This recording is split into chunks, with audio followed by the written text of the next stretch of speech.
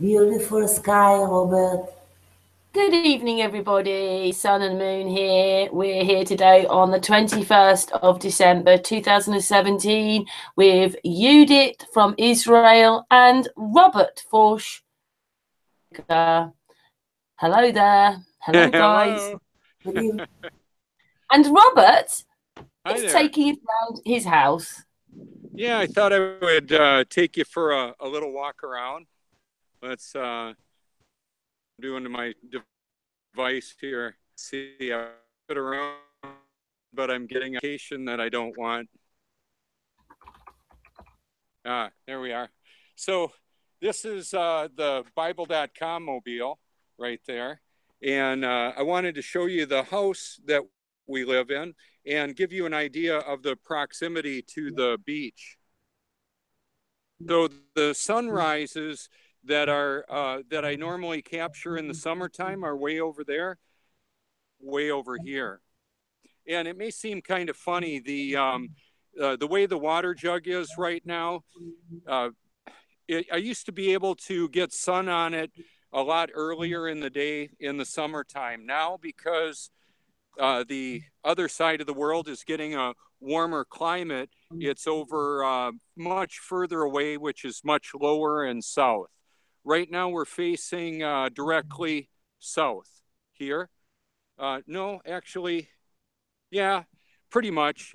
This is southeast or so, where the sun and the moon appear and vanish, changes quite a bit through the season, and the sun will be setting right about in line there.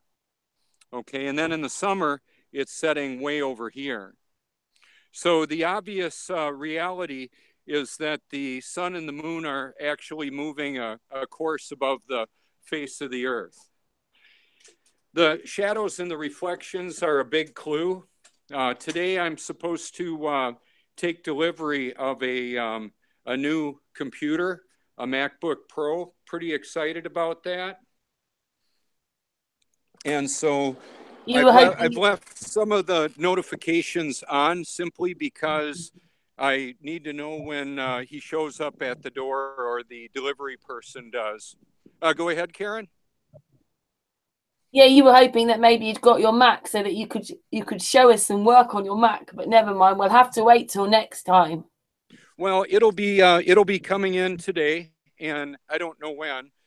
This is there's the house that we live in, and my bedroom windows there face over the ocean, and this right here would be the pond in the backyard that gets a lot of bullfrogs, turtles, ducks, geese, and haven't seen any alligators in this pond. However, we do have alligators that were in the neighborhood up to 12 feet long. Yeah. Yeah, Well, we don't want to let the kitties out. Yeah, that wouldn't be too good for them. So one of the things that I did in the photo shoot today was I included the wind chime. And I hung it up or in the broadcast.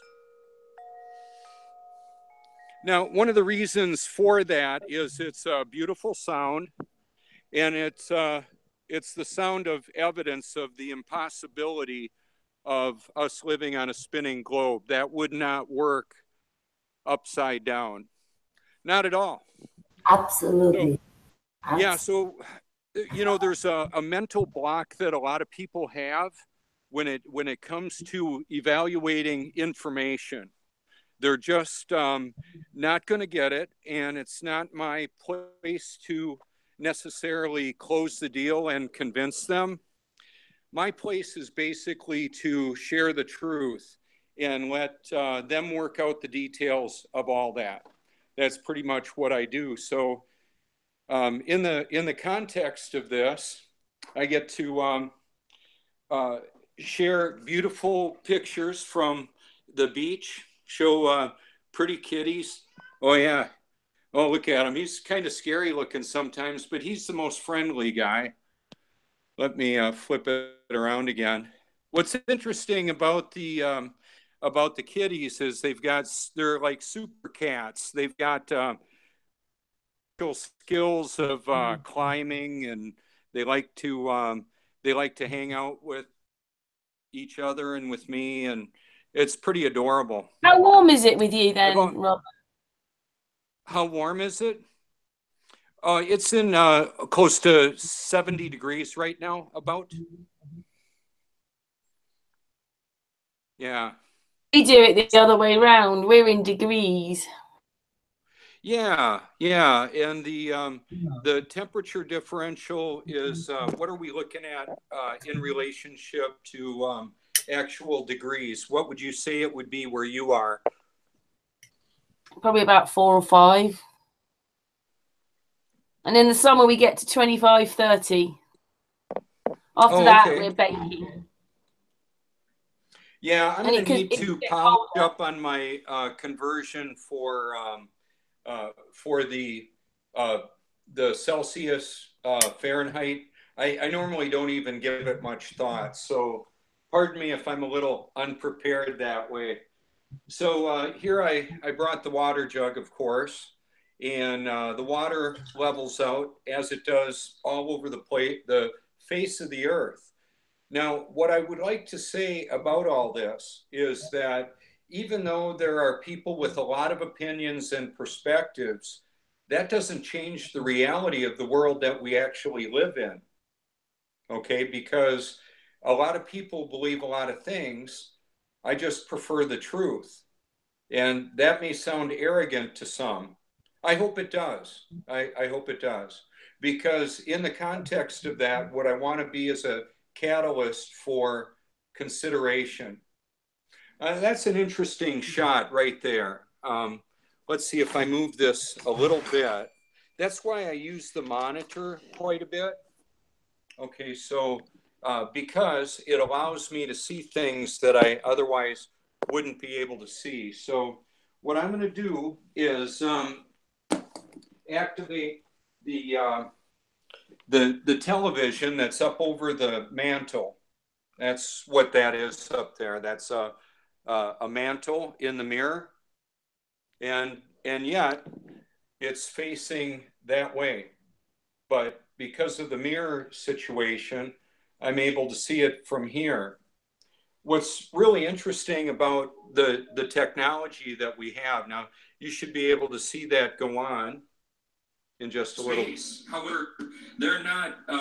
It's not the NASA channel. So, or not that it's. Yeah, it's there. There I am again. I'm going to mute myself. How about that? So yeah, it's all kind of fun to be able to laugh at ourselves. As I'm the producer of the content that I produce, and it's not just what I produce in the liked video playlist. I have over 500 videos, and I have a percentage of those. However, what I did today, as I mentioned, the reality of the drugging of humanity with pharmaceuticals and the food and the water and the atmosphere that's being contaminated, all of that is actually happening. It's not a fabrication of a paranoid guy. That's not what's going on here.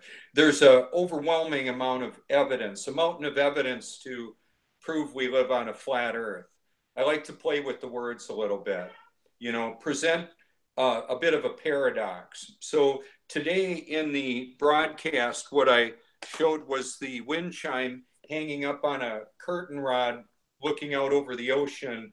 And in the context of that, the perfect symmetry of the setting is visible. So what I'm going to do is go ahead and see about putting that right up there right now. Through the computer, I have what's called, oh, the cats are running around. What I've got is what's called a Google Chromecast. What a Chromecast does, it's less than a $50 device that's got an HDMI plug-in that I can link to my router and television. And what that means is that I can go ahead and broadcast this right now. That's what I recorded this morning. And I'll go to full screen. And let's see. Patricia's joined us, by the way. Who did? Who joined us, Karen? Patricia. Hi, Patricia. Hi, everyone. So in the context of this, what I mentioned on the before we went on the live part of the broadcast, I had two messages in Messenger. One guy telling me to stop stalking him and to F off. And he put the whole word there. Okay, and I hadn't communicated with him in over a week. He didn't like me just posting a link without any comment. I didn't think the link needed any further explanation than the multiple hours of video that it actually was. It's like you're so smart, you figured out we live on a globe. Well, look at the video and see what you come up with. So I'm not afraid to live, die, or tell the truth. I'm not afraid of Satan, fallen angels, or demons. I know that to some that may sound like, are you living in the real world, Robert? And I would say, yeah, I believe I am. And in the context of that, I have a perspective that would be unapologetically biblical. And I understand that's not for everybody. I get that. And I don't expect that it will be. I know that. I'm not the closer that's going to make sense of this to everybody.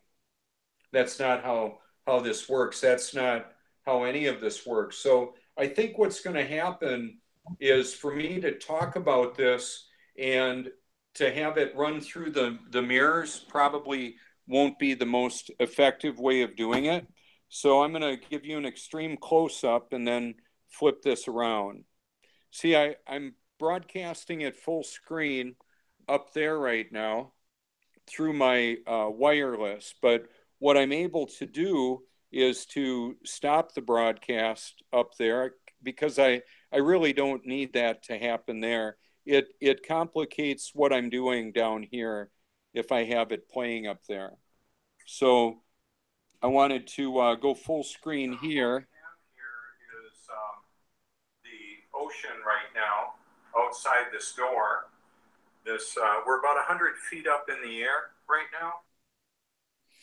Okay, so this is the thumbnail that I posted.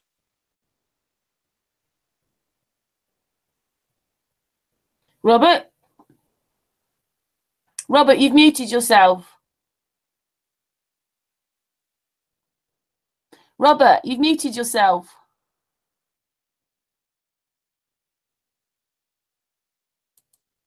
Robert! Oh no, what's happened? He's muted himself.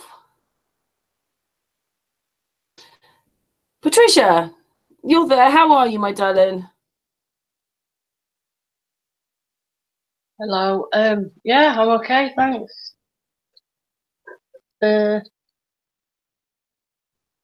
Robert's muted himself then. Oh, that's good. I know. How are you anyway? Now you he should be back then. How's Judith? Judith, how are you, Judith? Judith, show them what you did today.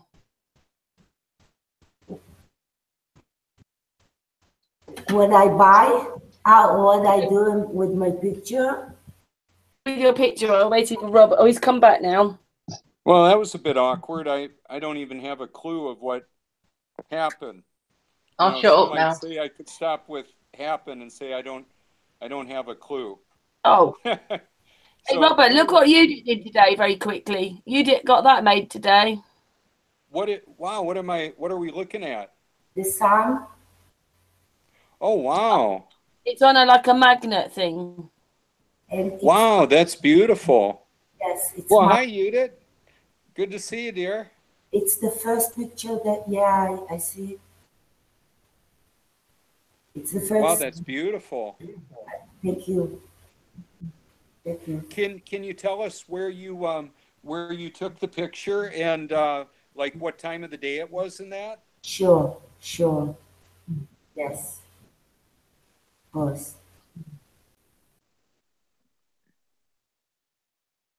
Oh, she's gone now. Is she gone now? Yeah, she's gone now. What's going on? I'm here, Robert. Take Oh, your there picture. you are. He wants to know where you took your picture. Oh, I can't tell you right now, but every picture I have the date and the Oh, right. Okay. yes. Well, it's a Okay, she'll come beautiful. back to that later on, Robert. Back to you, Robert. Okay. Well, what I wanted to share is that, like for example, before I came on. Oh, there's yeah. Frank just locked himself in the bathroom again. So this is the picture of the Australia being towards the upper side, and what I did is I went to this condo, and what I'm going to do here is mute myself again.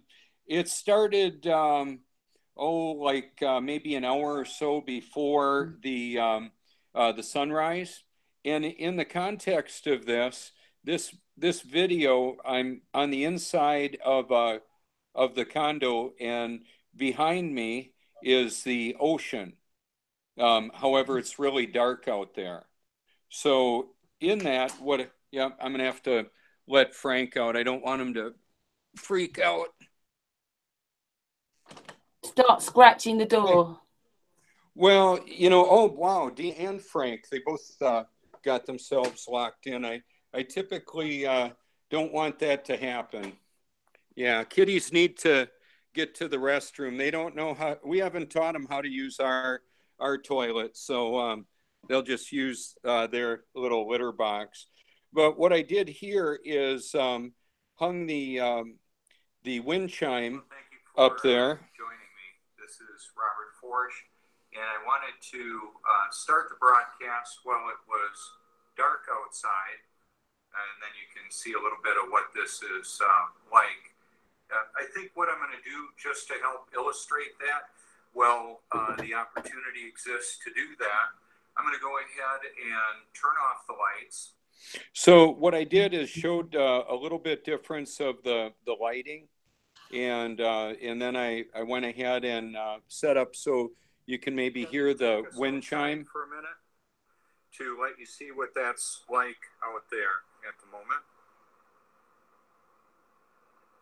So this is today, and it's looking out off the balcony about 100 feet up.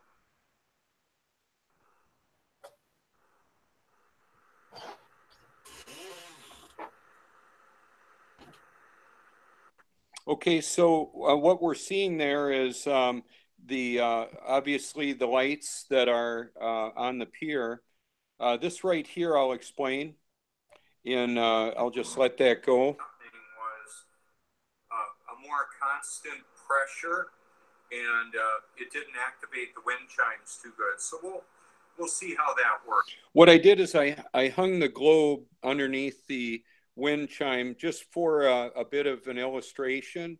And when there was a cross ventilation, it would activate the different the airflow and activate the wind chime. And what I did here was actually hang the wind chime, or the water jug, on the bottom of the wind chime. And I've got a lot of content that I'm talking about. It's moving quite a bit. And then what I'll do is I'll just move it ahead. What I'll do too, I sent it to you, Karen. You can look at it. I'm now back out on the balcony. Robert. What's that? Thank you, Robert. Oh, you're welcome, dear. And what I did is made about a 2.5 hour broadcast. And inside later on at different points, I show how the water flows out of a shower. Now we've got the daylight approaching, the sun approaching, and it's becoming more and more beautiful. I'm going to kind of move along quickly and talk about it a bit. So in the background here, I'm just sitting and explaining some things. More than fun, it's that I have a deep sense of joy because of the passion, purpose, and eternal perspective that God has given me, the creator of this world. So like I touched on earlier, Satan will use who and what he can. God will use everybody and everything, including Satan. So when I'm just going to. So I say a lot of the similar things over and over again. I'm sure you picked up on that. And what I do is I've got a video that this video talks about quite a bit from the pharmaceutical assault on me that I barely survived. Let's see what this looks like with sound. And I'll just play that. I'm not doing much talking there. Ding.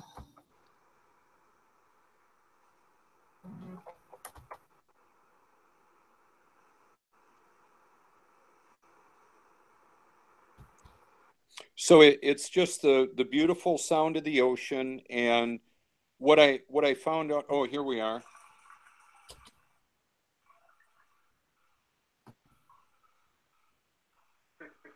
Yeah. So like for the people that.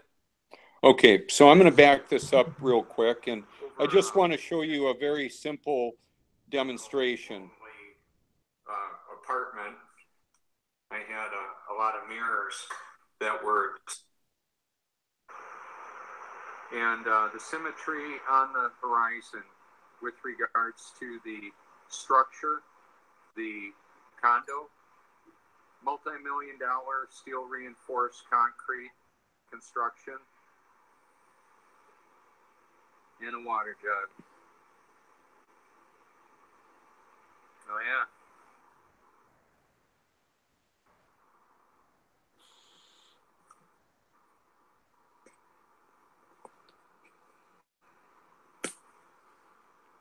So in the context of that, I was there's what I was looking for. It went kind of quick, but I'll reactivate that.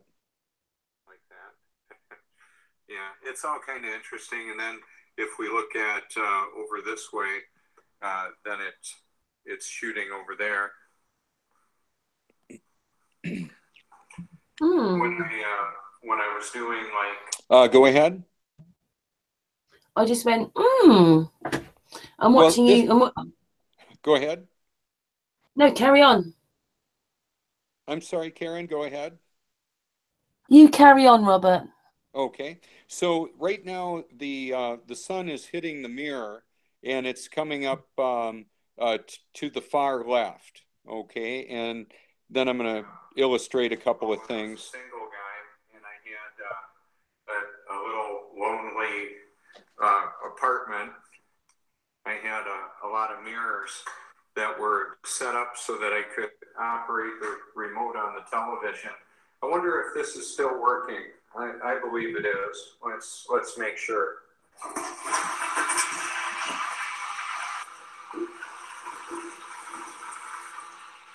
Yeah. Now I know it is. Now let's check this out again.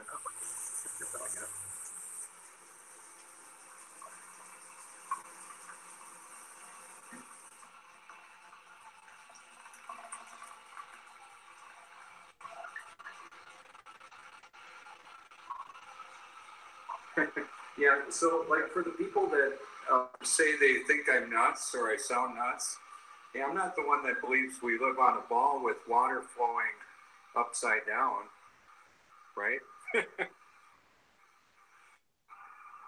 Yeah, and that may not be the only thing that they think I sound crazy about. I don't know. I understand I'm an acquired taste. That's okay. I just love the truth.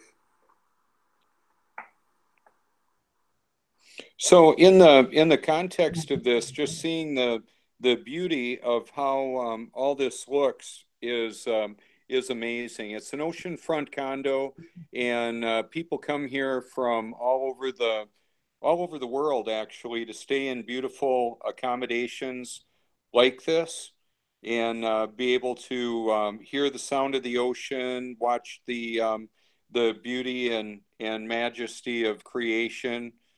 Here we've got the wind chimes again. I wanted to see if you can hear them. And of course, there's a bit of movement there. It's just that the symmetry is one of the things that I liked with the wind chime. and the symmetry on the horizon with regards to the structure, the condo, multi-million-dollar steel reinforced concrete construction, and a water jug. So in the context of that, what the condominium is a wonderful example to show vertical lines coming directly off of the horizon. So I'm going to go back inside just a little bit and turn around and show you. This is one of the condos that we clean with our cleaning business. And then I just hang out there and talk for a bit. This was at Hobby Lobby. It was like less than $10. Yeah, the sun's hitting Australia right now. You can look at the date and time. There are a lot of websites that talk about when the sun appears and vanishes. I've only been able to confirm personally with my own eyes how accurate tides near me is in this location. And then the other thing is my weather app for. Okay, so looking above the railing right there, we can see the horizon. And that's one of the things that is really obvious now that I see it. I know people say, yeah, there's ships going over the curve. However, looking from left to right, there should be an obvious curve in the kind of distance that we're looking at there. And it's obviously not there. And I talk about that in the video. And what I'll do is go ahead and flip this around and just pull my device here a little bit. I wanted to go ahead and any questions, or I've got more that I was going to talk about. Let's. I thought that you were going to show us some more of your video that you when Would you like to see the one that I did on, today? Robert. Okay, I can do that. It's easy enough to do. Uh-oh. Personally with my own eyes how accurate tides near me is in this location. And then the other thing is my weather app for my phone. I've got an iPhone 6S. Whatever particular data they used to provide the projected sunrises, it was extremely accurate. So that's fine with me. I don't know how they worked that all out, what the detail on that was. I'm dropping the power cord, which will give me a lot more flexibility on what I can do with this.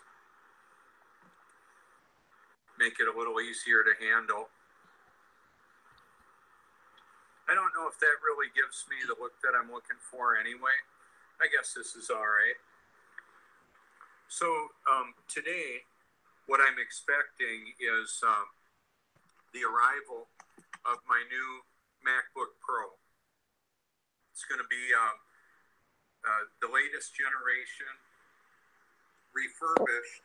And what I'll be able to do that I did on a couple of photos is I took a picture of a video, like the Vice News interview or broadcast of the Flat Earth Convention. Well, thank you for joining me. This is Robert Foertsch. Well, that was me hitting my control mechanism or control for the view. I'll just go back. I have a deep sense of joy. Yeah, we already heard me say that. Okay. So in the context of this, part of all the money, like very wealthy individuals that have networks that they own and control, and talking heads that they, or I should say representatives. There are a lot of people that are working for a major network, like just so you know, I'm not wanting to work for HBO, CNN, Fox News. They wouldn't want me. I wouldn't want to be affiliated with them. I'm not looking for that. And I'm not really even asking any of you for any money.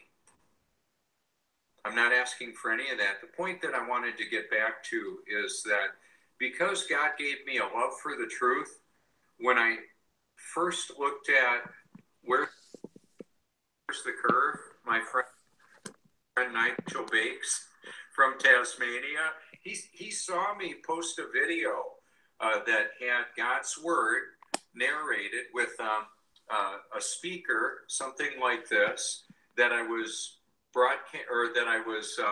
projecting so a microphone could pick it up. And it was kind of a challenge because there was a lot of, you could hear the sound of the wind and the water and all that, which made it really challenging. Now I've got a device called an iRig 2 that links the devices together, so I could be having a conversation right next to it, and quite often I do, and people can't hear that. So what I was going to say is Nigel says, where's the curve? And I deleted his comment. I didn't know what to do with it. I didn't get many comments on my video, and that one just seemed really bizarre. And I wasn't upset with him. I just said, Nigel, what are you talking about, the curve? And he said, well, the curvature of the earth, 8 inches per mile squared. Well, I couldn't find it. I'm glad he was bold enough to deal with the ridicule that I'm sure he had dealt with for quite some time. Now, we're coming up on, that was a year and about 10 months ago that he asked me that question. And I know that because the next day I went out on the beach up the way there at the point in Cherry Grove, which is about 2 miles towards the island there. And I took a 6-foot long straight edge and I matched it with the horizon. And I understand people would say, oh, that's not big enough to see the curvature of the globe. Well, the reality of it is only a deceived individual is going to be able to see the curvature as best I can tell. Now that I see that the water is flat and that's that, I don't see any curve there. I know there's an optical perspective that happens from time to time that may look a little bit different in comparison to like a railing or something like that. However, as I take the camera, and if I move the camera ever so slightly in front of like a computer screen or a billboard that I want to picture, just a little angle makes a big difference in how that works out. What I was going to say is on my photo album, I believe it's February 15th was the data stamp of that. And I used an iPhone to take a picture of it. I didn't have a P900 at the time, and I made a bunch of videos. How could it possibly work on a spinning globe, 1,038 miles an hour at the equator? Wouldn't that affect air travel time? Absolutely. Of course it would. It would affect air travel in any direction. So at this imaginary latitude where South Carolina is, flying to California, roughly 2,300 miles, in that amount of distance, 2,300 miles, my combined speed would be over 1,200 miles an hour. You know, the supposed rotation of the globe, and then my air travel speed of over 500 miles an hour. So it would take a couple hours to get there. And then flying from California to South Carolina, supposedly my destination is going away from me faster than I'm flying. In that scenario, it would rotate underneath me about 5 days later. So what I wanted to say about that is that was a realization that I had that day. I think it was the first day, and I've got videos talking about it. my mind started to race in looking at all the evidence that obviously contradicted the global lie. It proved the global lie, that it was absolutely false. And so I saw quite a few videos that talked about a lot of this information. And they were also a catalyst for me to realize what I was looking at.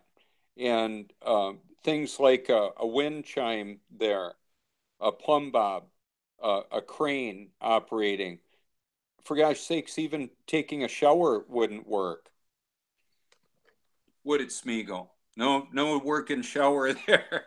You know, it's kind of funny. The irony of all this is that when people look at the information, it's going to be tough for them to get it. If they're a proud individual and they've got a lot of digits in their imaginary fake Monopoly money bank account and letters around their name, which shows in many cases a high level of indoctrination, they're not going to get this. Apart from what I believe is divine intervention.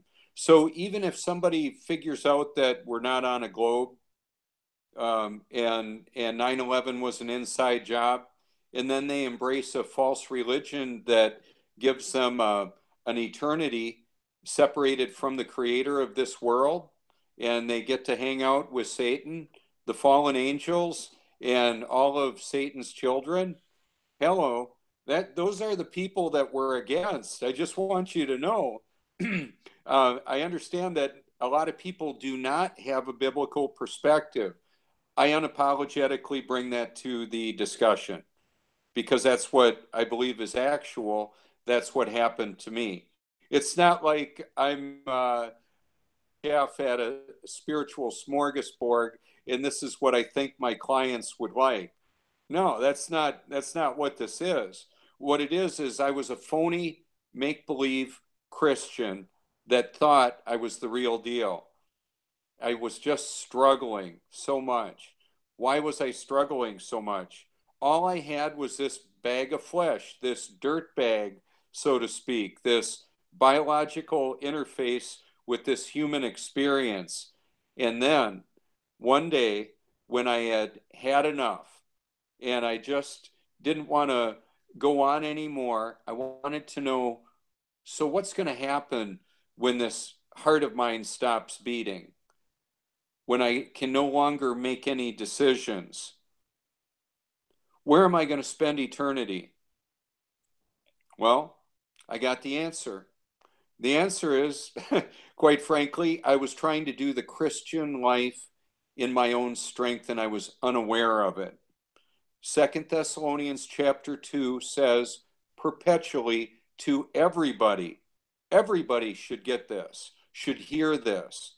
They refused to love the truth and so be saved. For this reason, God sends them a powerful delusion. So when you see, when I talked about at the Flat Earth conference, and HBO said, who's behind this, the lie or the deception? And I said, Satan. And I was going to name off some other entities that were involved, including myself. What I did go on to say, and we made a video about it. It's on there on my liked video playlist. Flat Earth Beyond Satan, I believe, is the title. Well, what's interesting about that is that I was one of the deceivers, and I didn't know it because I was deceived myself. So in the context of the deception, there are people that obviously know they're deceiving.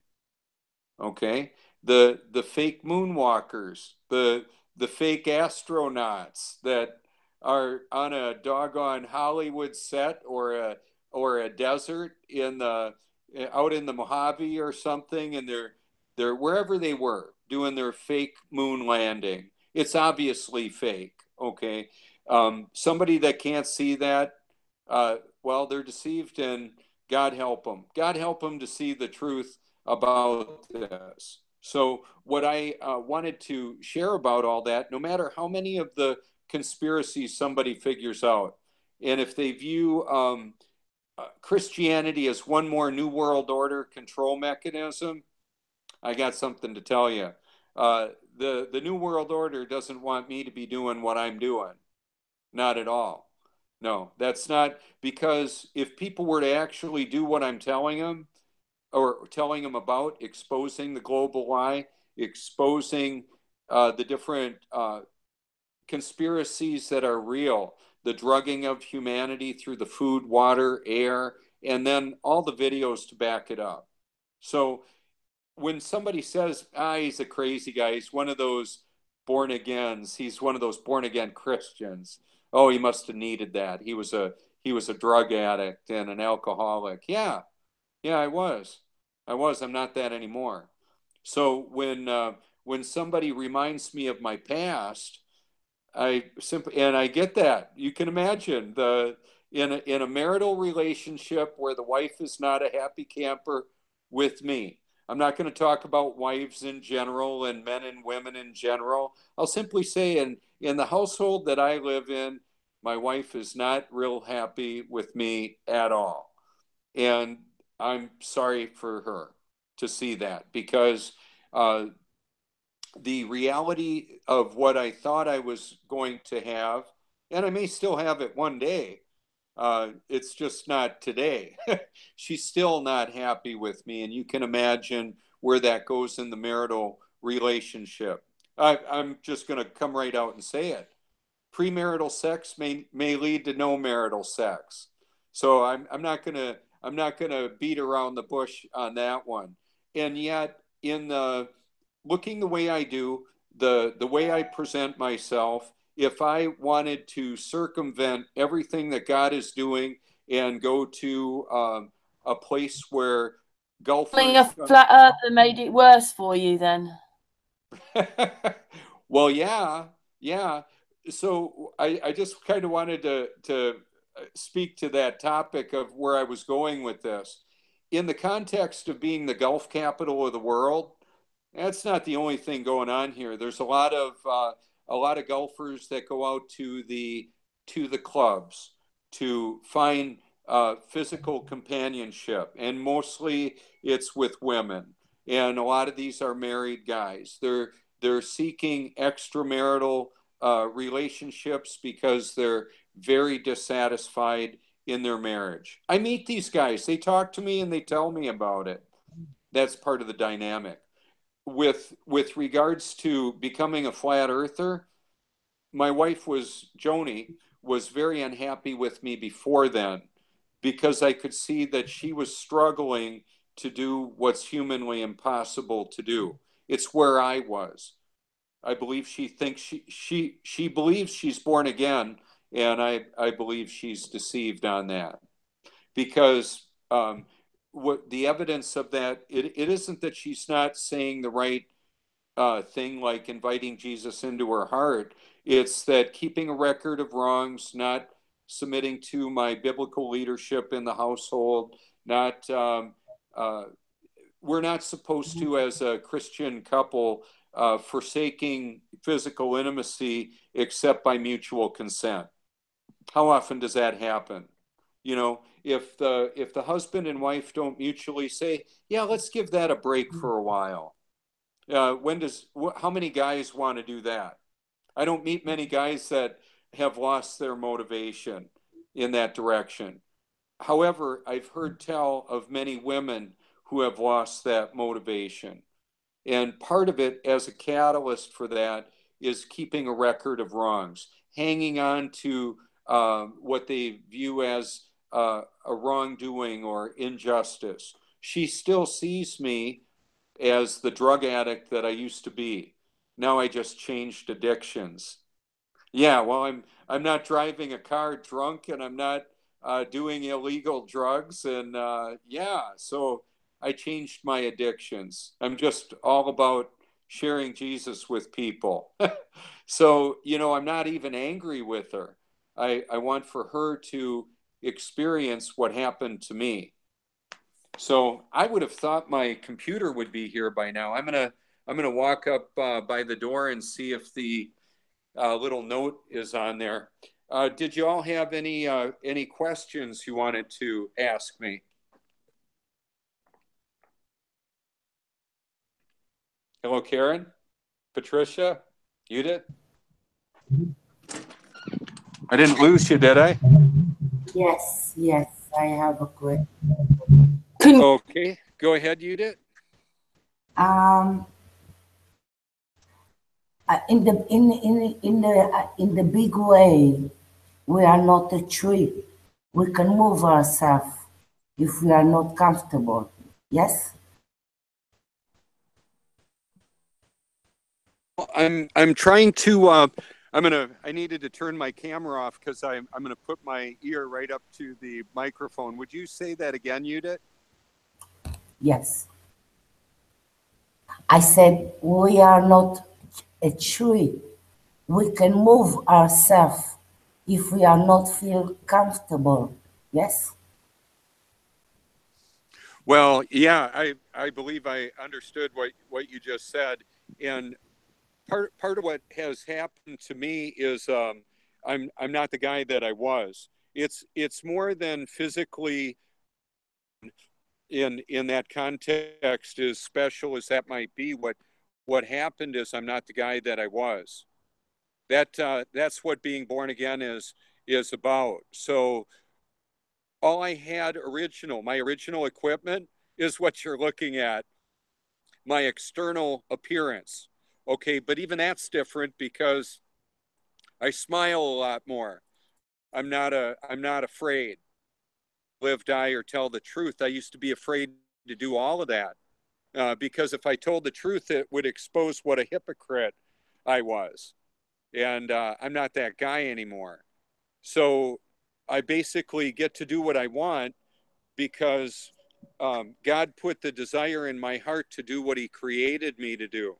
So it's a dynamic relationship where uh, I just love it so much. I want to share it with everybody. And now, in the context of this, I understand that there are many spiritual perspectives, astral projection, New Age, Hinduism, and yoga, and all different expressions of spirituality. I understand that. And I've looked at so much of that. And Islam, and there's people killing one another over religious beliefs. I get that the God of the Bible that I serve, who lives in me, isn't motivating me to kill anybody. What happened in the Old Testament that y'all should know about is that going on than a lot of people understand with kill all when God gave a mandate to kill all the men, women, children, and animals. There was a contamination of the gene pool. There was a satanic indwelling of humanity, and there was a demonic activity, and the fallen angels that had cohabited with women and gave birth to what's called the Nephilim, the fallen ones. It's a big deal. So that belief that I have is not mine alone.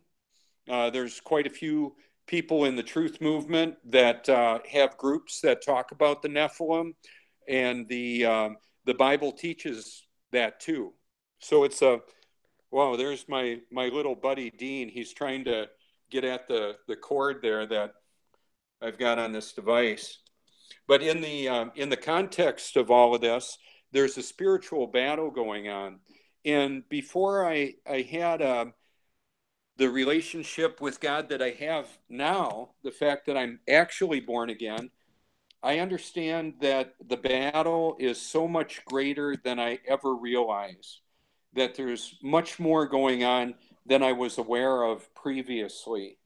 So that there are those that say, well, your God of your Bible, I don't like that. I'm going to pick a different God. I'm going to serve a different God. I'm going to do my own thing. That's not going to end well if a person isn't born of the Spirit of God who created this world that we live in. Then they're going to have a Christless, godless eternity. And so that's why I'm passionate about sharing this. There are people, for example, Joni, my wife, is a people pleaser. She wants to please everybody. Not quite, not me. She's not interested in that. And she's told me about that. She says, I'm so mean to you. She used to say that. Now she doesn't say that much anymore. Mad at me. And you know what? I get that. I get that because there's a spiritual battle that's going on in our household that the Bible talks about in the Gospel of Luke, 12th chapter, and Matthew 10 talks about there will be family discord. Come to bring unity. He came to bring division. So what we're looking at with a lot of people that's taking place, it's the truth by its nature is extremely divisive. And there are some people that love the truth and some that don't. Loves the truth. I love the truth, and it's a wonderful thing. When somebody tells me that they've looked into the flat Earth and they believe it's a distraction and it's not real, I feel sorry for them. When I looked into this, I had already been granted a love for the truth. That big hurdle had been crossed before I had ever been told to even look at the shape of the earth. Yes. That was the benefit that I had. Yes. And a lot of people, go ahead. You speak about the truth. How you speak about the live on true life. You know, there is a story. You ask the Eskimos who live in the ice, how can you live in difficult life like this? Oh, you can have everything. You can live in a town, and you can have electricity and everything you need. Why choose live like this in igloo, in the tough life like this? And so the answer is freedom. Oh yeah, Yeah, yeah. yeah, And see, even with the accoutrements of all that humanity or this civilization can provide, it can provide a lot of slavery. It's a bit of a trap, and I found a way out of it. I'm not in that trap, even though I have nice accommodations. Yeah, that's okay. I can understand that. Keep in mind, though, many years ago, the Eskimos of that day didn't live that much differently than Eskimos and people in other parts of the world that maybe they didn't even realize existed. Other climates, they were just surviving. You know, how did they get there? Was there a land bridge? Was there a breaking up of continents? Did we have a big hunk of land that broke up into chunks and some dropped down and water moved in and all of that? Keep in mind the water seeks its level. That's what it does. So people could have been living in an area that had a pretty comfortable climate, and a lot of them died in the process of realizing that they're living in a colder area now. So they figured out how to protect themselves with habitats, with shelters, and with clothing. And look at the development of humanity in just the last 100 years or 500 years. And then one of the questions that I think about sometimes, how far advanced were previous civilizations that got flooded out by the great flood that the Bible talks about Noah preparing for, that covered the face of the earth to over the tops of all the mountains, however tall they were then. Where did all the water come from? Where did all the water go? Did the land just sink down into the ocean, as well as rain and the floodgates of heaven and the fountains of the deep? You know what? There are mysteries to this. I remember hearing when I was in school that they were telling us what the temperature of the sun was. And I'm thinking, how is that even knowable? How can you know what the temperature of the sun is? I thought about it when I was a child. Okay. And when I became an adult and I was distracted with all kinds of sensual, pleasurable pursuits. You know, I raced professional level motorsports. I was one of the, uh, you know, one of the handsome guys in school. That was just always kind of the thing for me, as God gave me a pleasant appearance and generally a pretty how would I say, kind. I'm a thoughtful, kind person.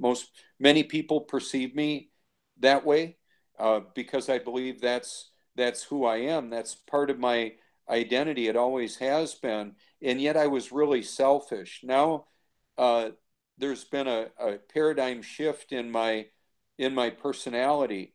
And that's why I think Joni doesn't like me as much, because I don't allow people to push me around, especially her. Well, especially anybody. I'm not going to be pushed around by the guy that told me to stop stalking him and to F off. You know, like I mentioned earlier in the broadcast, he had some questions about what I believe, and I sent him some information, and he didn't like the answer that I gave him. Oh, well. And then, you know, he decided to block me. I don't have anybody blocked right now. I reduced my commenting to friends only. So earlier on, when I engaged in some of the, oh, here's my computer. This is so cool. I'm gonna flip this around. Let's see. I'm gonna show you my happy face. There it is. Good, good, happy. Here we are. We're on Google, a Google Hangout Live. Here's my FedEx guy. This is so cool. I told him it was coming. Okay. Yeah, there it is. Woohoo! Brand new Apple MacBook Pro. And here's my card. You can check out the stuff that I post all public on Facebook and YouTube. I've got a YouTube channel called Eternal Perspective. You might like that. What's your name? Damon, I'm Robert Foertsch. Nice. Have we talked before, Damon? Yep. It's so good to see you again. Thanks so much, man. You have a good day. You too. Okay. So what's happened in the context of this is, rather than me trying to convince a person so much for so long of like what I would like to tell them, what I can simply do is say, here's my card. I normally have them with me. And then what I'll do is simply say, you know, you can take a look at this, see if you like it, if you like what I'm about, or not, or never look into it. Wow, this is pretty cool. Well, you take amazing pictures, Robert. Oh, thanks. Wow, I think I'm going to need a knife. Yeah. Robert, what would you say Noah was actually something different? He was more, and he may have been keeping it in a pyramid. That's what it was about. So they've changed everything to make it look like it was just animals, when really it was the wisdom. Well, these people were not like us. These people dating, telepathic. Well, now what we're dealing with in the context of where you just took this would mean that either the Bible that I'm reading was terribly altered, or I really misunderstood what it actually says. Right? So that's a bit of a challenge. We've been so lied to, Robert. Oh yeah, I get Everything that. seems to be back to front. That some people are now saying that that's what Noah was about. It'd have to be a big boat. What about all the animals? Like, you know,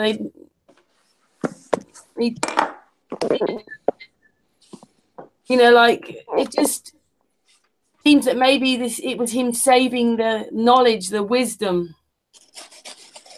Well, there's a pyramid it was kept in. I'm not like a pyramid of wisdom. I'm not saying it's just that I don't believe that that's the true story. I go with what the Bible says in the context of presenting a factual historical event. I believe it's the reality that occurred. There it is, the MacBook Pro. So I haven't really even heard that discussion before, Karen. So what I would simply say to that is, if you would like to send me links, information to talk about that, that would be something that I would look at. It's very foreign to me. I've never heard it before. He's not the first person to say it, but his name is John Cowrie. Came on Sun and Moon because he's the person that realised that Silbury Hill up the road was a pyramid. Well, I can play it. I can play it for you if you like. It's about. I don't want to screen share it because I lag and everything. But I might be able to just play it. I made a little video. It's about 1.5 minutes long. Oh, right now you want to do that? Yeah.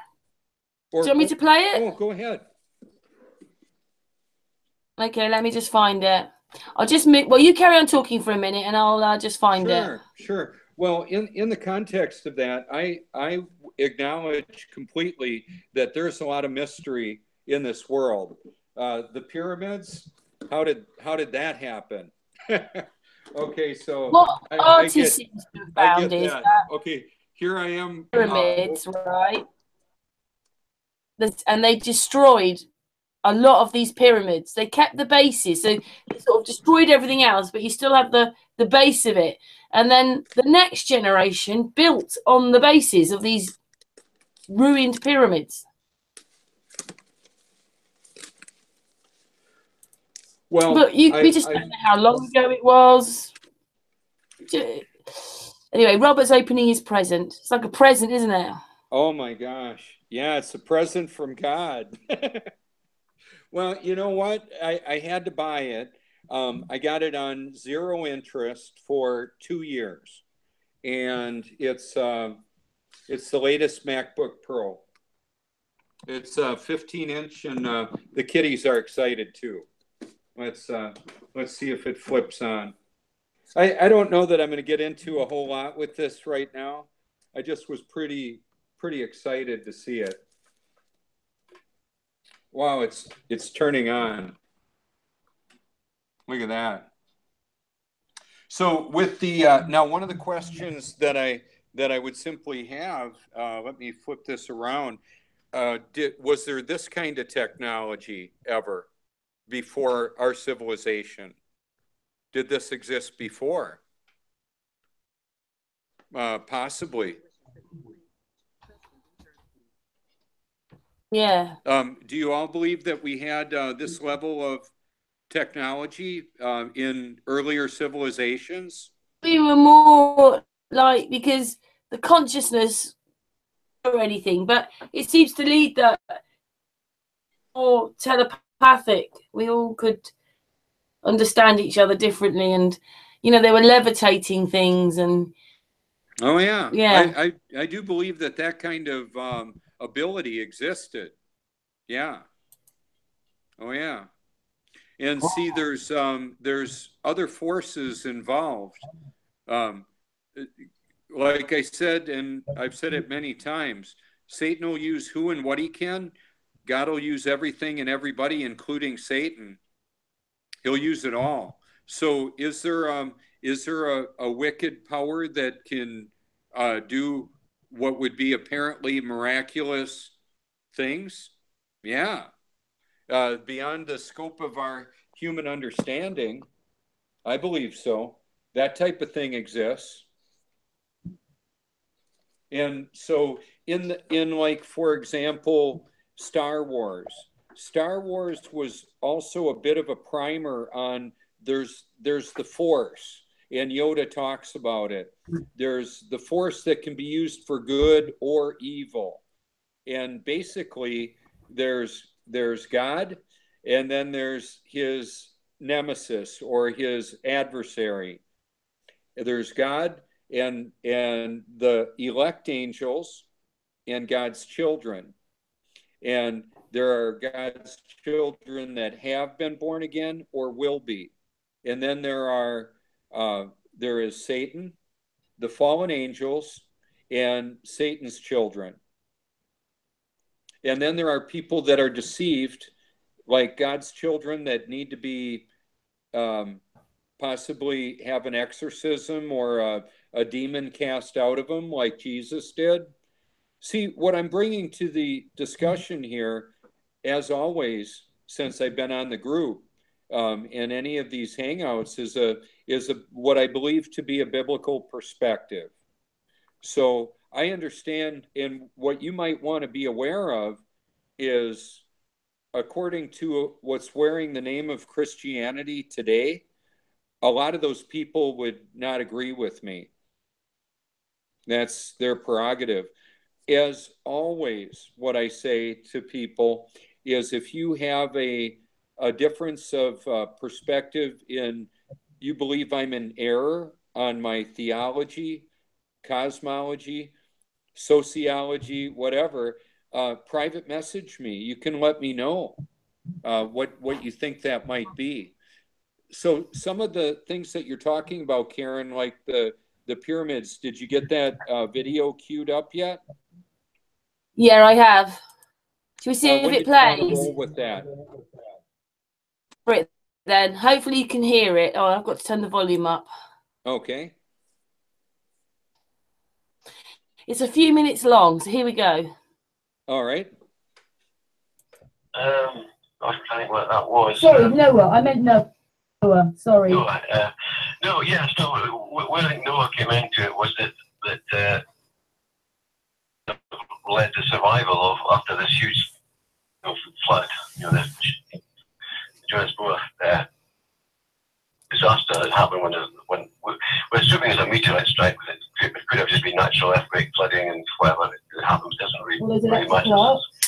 There's a massive disruptions back about 10,000 years ago, and that really. But I think some of the survivors of this ET-led civilization was probably Noah, and there were. If you look back at some of the writings, they say that these people actually lived quite a long time, longer than our lifespan. There's all sorts of other things going on, but anyway, so Noah was in fact one of the survivors, and so he basically knew that all this information was stored in the pyramid. Now, this information obviously was the that they had mathematical knowledge, all sorts of knowledge, which was basically stored in the pyramid. And I think a lot of people at that time did come to look at to pick up information from Egypt, but I think a lot of it had actually mysteriously disappeared. And I think the reason it disappeared was that group thought, for the benefit of what the survival of mankind, that they needed to control it, and so therefore they hid this or kept this knowledge safe somewhere else, away from the general public or the general population, so that knew what was going to maybe happen now, because as we are moving through each generation, we're just uncovering knowledge from there. So they're really, we're just uncovering their knowledge, if you like, but we're just doing it information through a process of genius.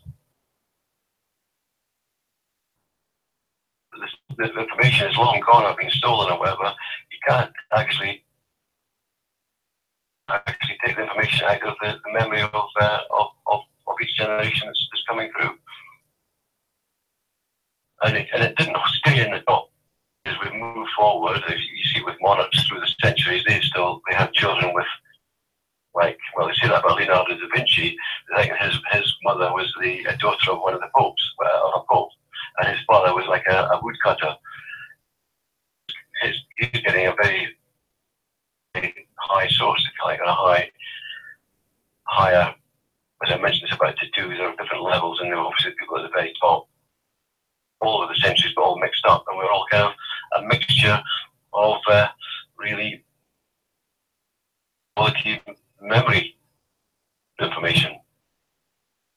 I think intelligence really is the ease in which you can access some of this knowledge. I think some the ark isn't a boat; it's a building. That's what they're basically saying now. The ark. So the idea of again, should be brainwashed. The idea that animals came in 2 by 2 and you're saving these animals, it doesn't make sense really when you think about it. You want to save your knowledge, your information. So what happened with us? If we were going to see something disastrous was going to happen, you try and save information, how to grow crops, just the basic things, how to different your language, your all sorts of things, culture. You're trying to save all this stuff, not animals really. And so there wasn't an ark. Ark was mistranslated into being a boat when it should have been basically a suggesting, again, speculation why, but this is what I've heard, it was pointed structure, which I jumped to the conclusion, pointed structure, what does that mean? Well, a pyramid. And when you look at these pyramids inside, and the Great Pyramid, which is interesting, I was actually down in the subterranean chamber, so beneath the base of the pyramid there's a well, and there's channels going down there that obviously water had been flowing underneath there when water did flow back in years ago. That's the end of it. Well, that is interesting. It would be something that I would like to at least see a little bit more of what his perspective is. And like I said, I haven't heard this before, so it's something that I would. That's it, really. That's all he really said about the ark. He'd come on to talk about. He'd come to talk about pyramids. Right.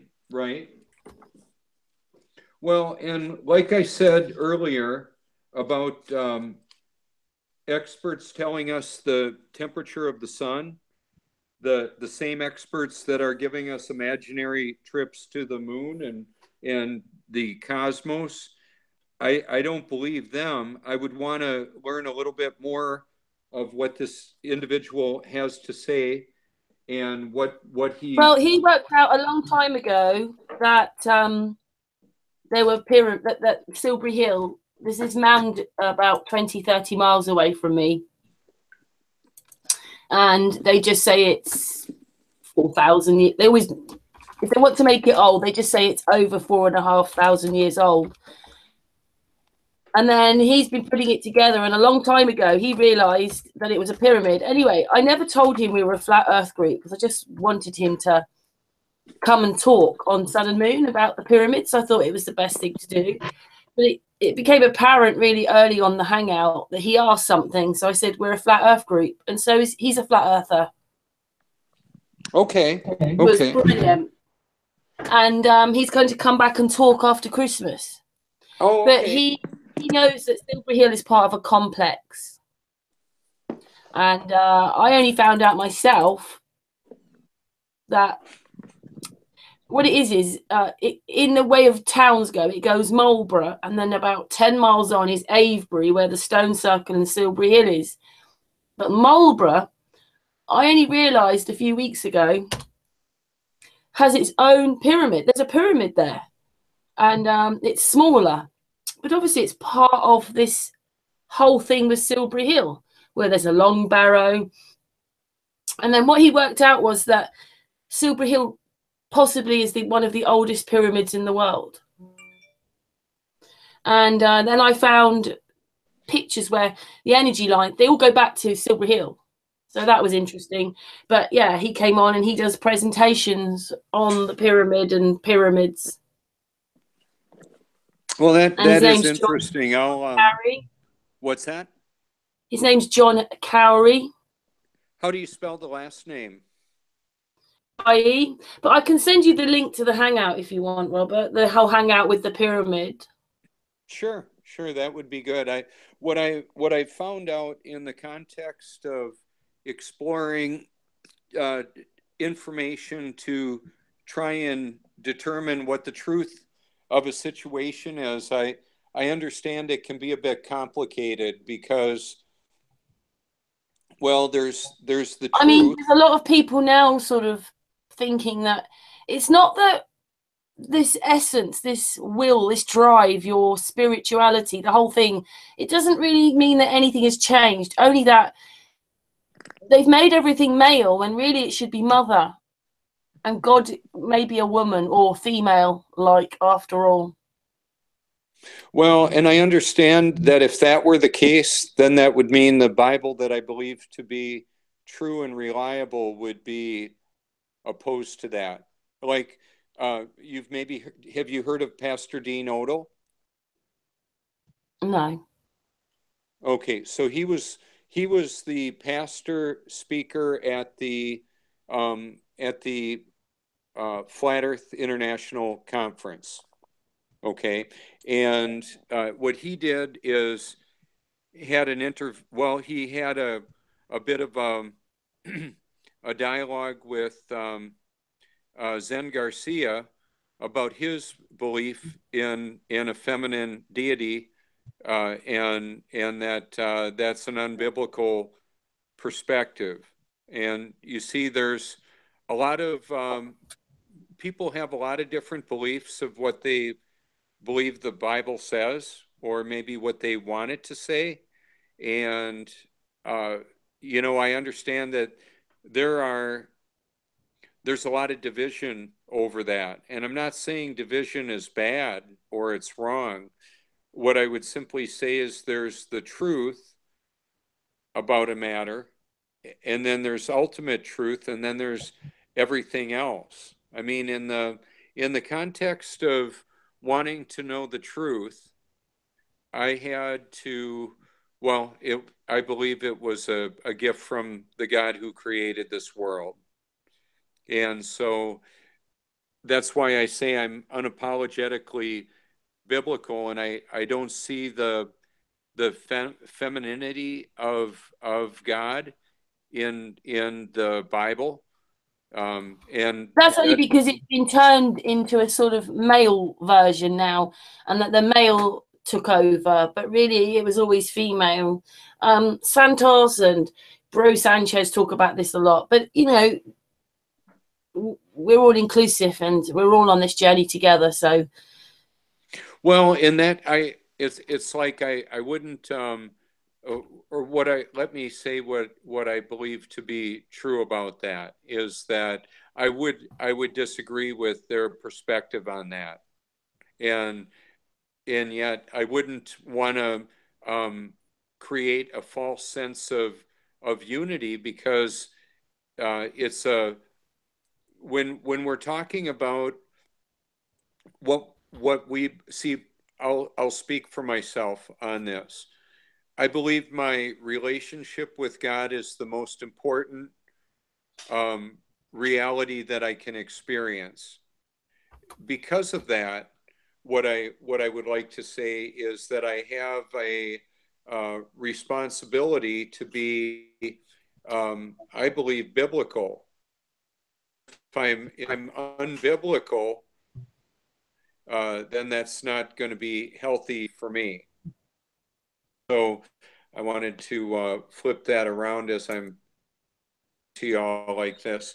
But what I would simply say too is, when we look at our core beliefs, it's not only what we believe, it's how we believe then, because when my belief has become a belief system, so it takes on epic proportions, and the passion that people bring to their life. I mean, let's face it, there are religions in this world right now practicing that believe it's okay to sacrifice men, women, and children for their God, right? You know about that, right? Well, be doing any of that. I hope you're not going to be embracing any human sacrificing Satanists, right? So now, like, I don't even think I can eat a McDonald's anymore because that might be human. Well, you know, it's pretty disturbing. Yeah. It is. I haven't been eating at McDonald's for a long time, and it's before I heard about that. But yeah, I don't. If I'm going to use silicone, it'll be to caulk a bathtub, not hold chicken parts together. It's absurd. But in the what I see in the truth movements is virtually a spiritual smorgasbord of humanity, and in that I used to see in the general public more of an atheism or a Smeagol in my way, or it was it basically a phony Christianity.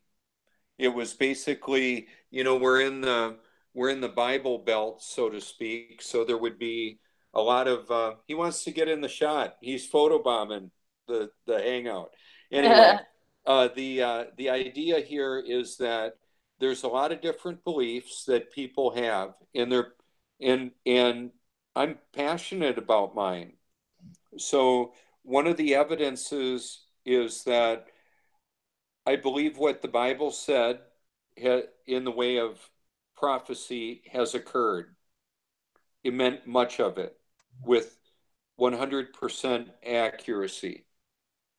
And then there are prophecies that have yet to occur. They're in the future from our vantage point.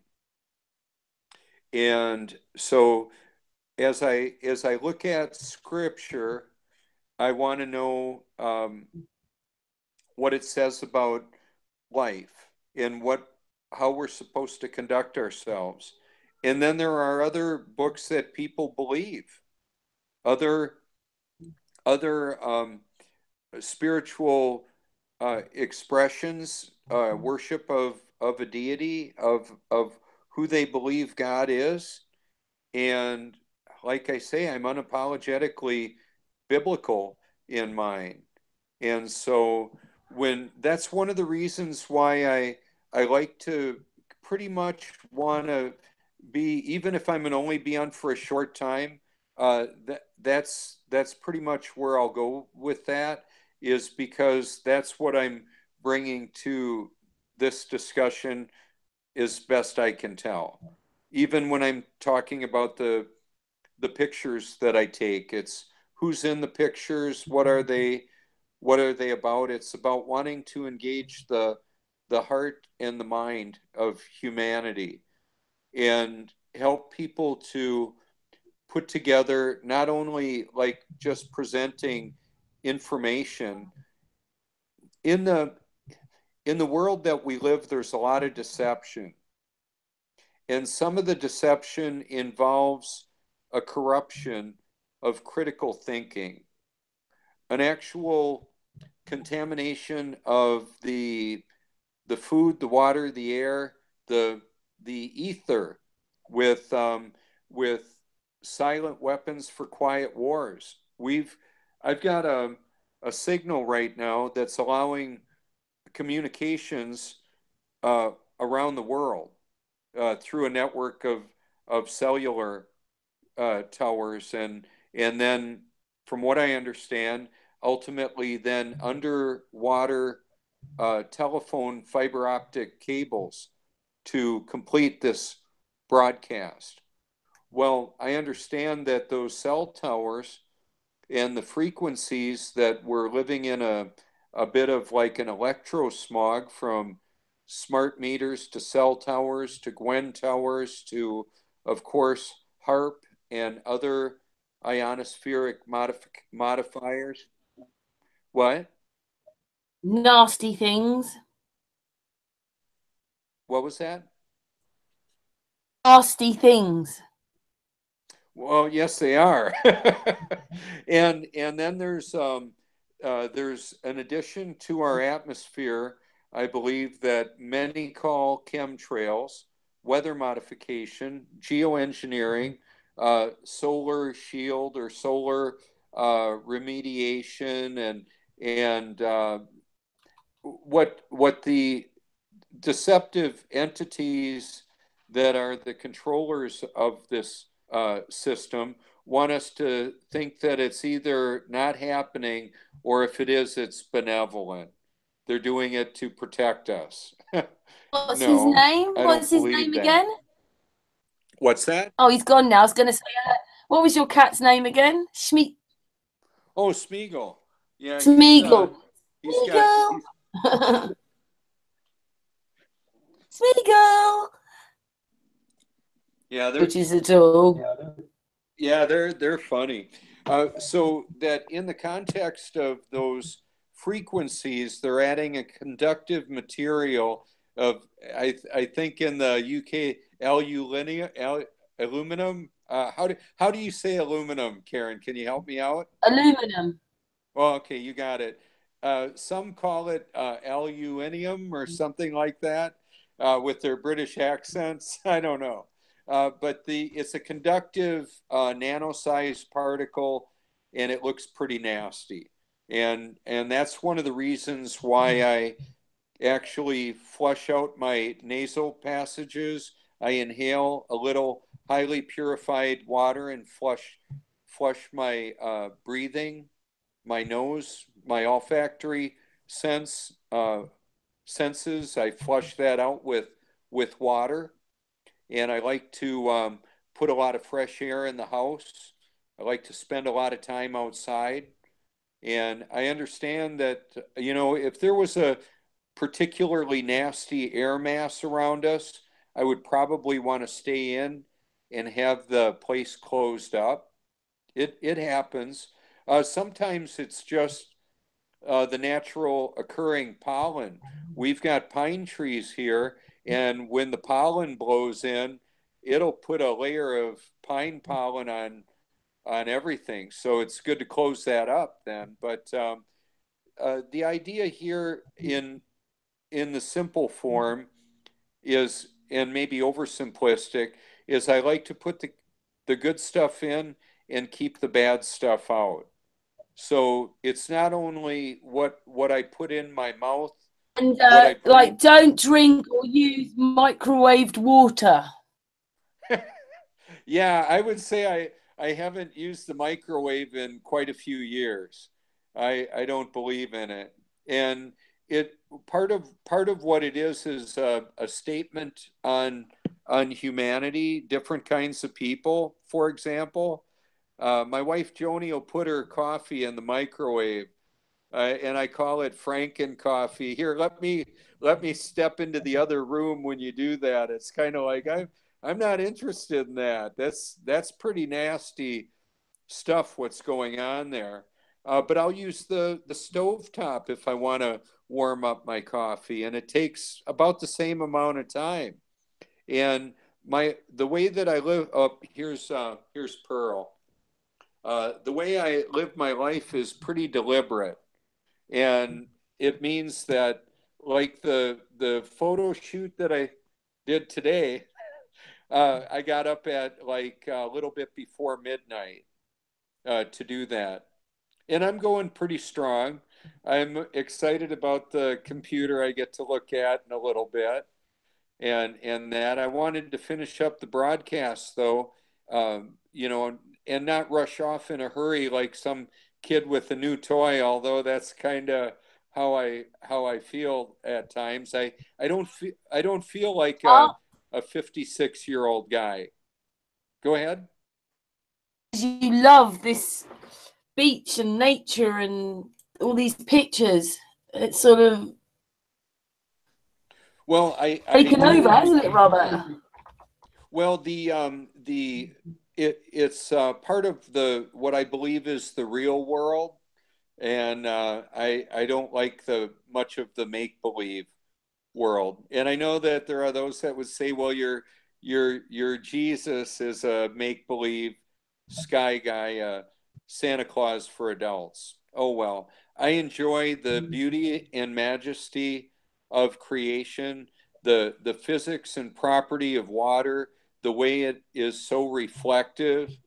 It's reflective in the way that it looks. I'm gonna grab my visual prop here again. It's reflective in nature. Let's see if I can put that together for you. But it's also reflective in that when people come out to the ocean and they watch the sunrise and they're walking on the beach, sometimes holding hands, sometimes holding dog leashes, when they used to be holding a hand of a loved one that has transitioned to an eternity. Where are they going to spend it? So I see the symphony of humanity out at the beach. It's not just about wanting to hang out with the seagulls and the water and the sun. Those are part of the setting that draw the people out there. So on a day that's really windy and rainy and that, I'd rather be in the house because there's not going to be many people out there, if any. However, if there's something particular I want to capture in that environment, I'll do that too. But typically I like to do that in a car.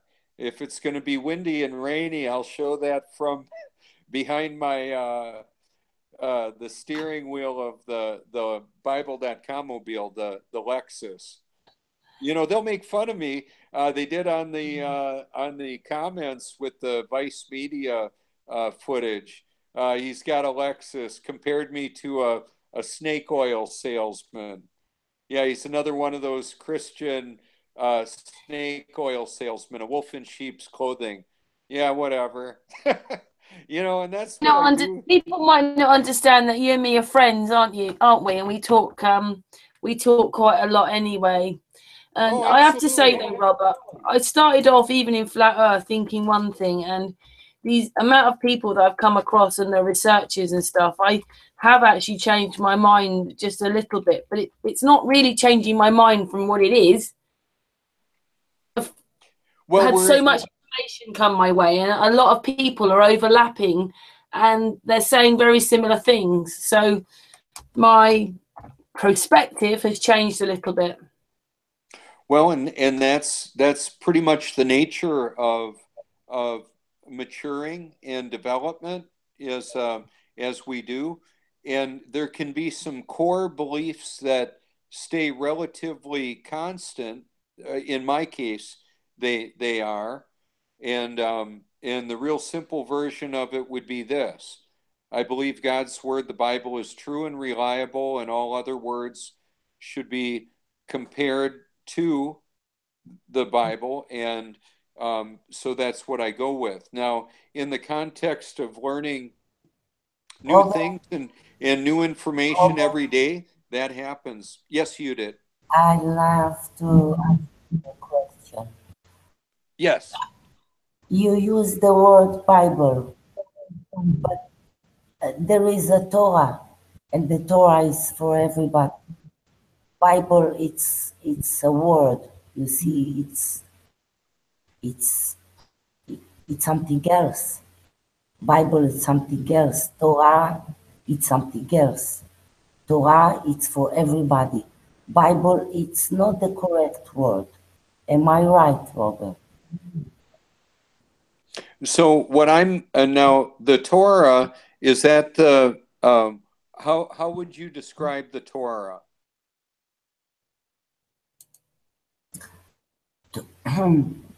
Torah, it comes from Taurus, from tree. Like torso, you mean that, Judith? It's right. From tree, from Taurus. I'm just going to get a drink. Yes. Okay.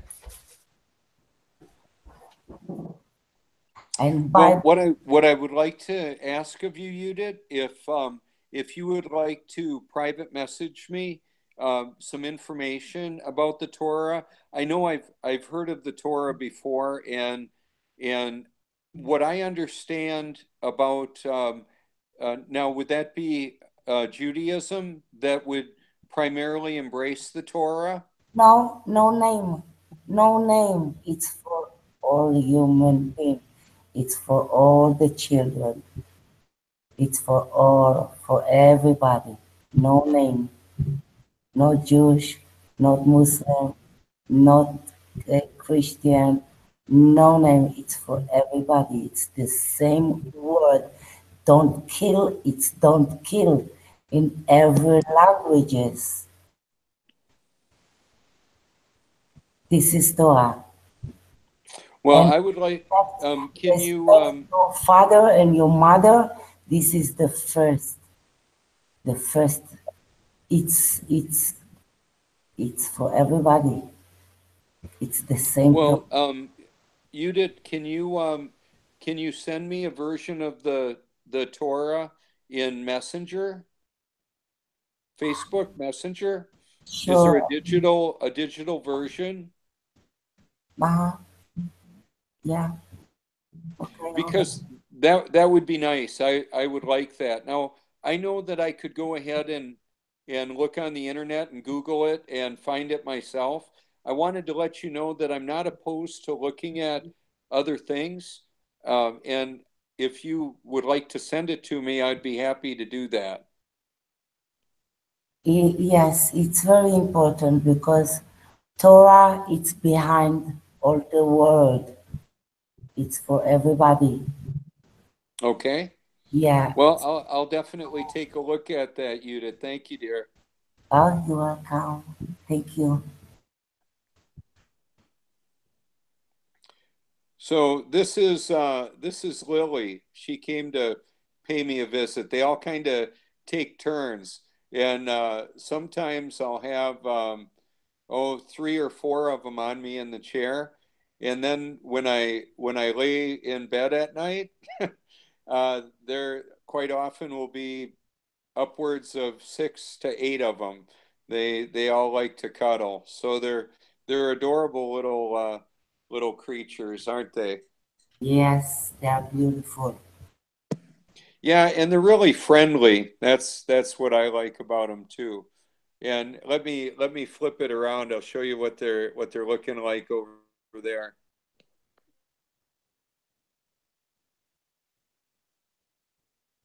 Okay, I don't know why I'm having a hard time flipping the camera around. There we go.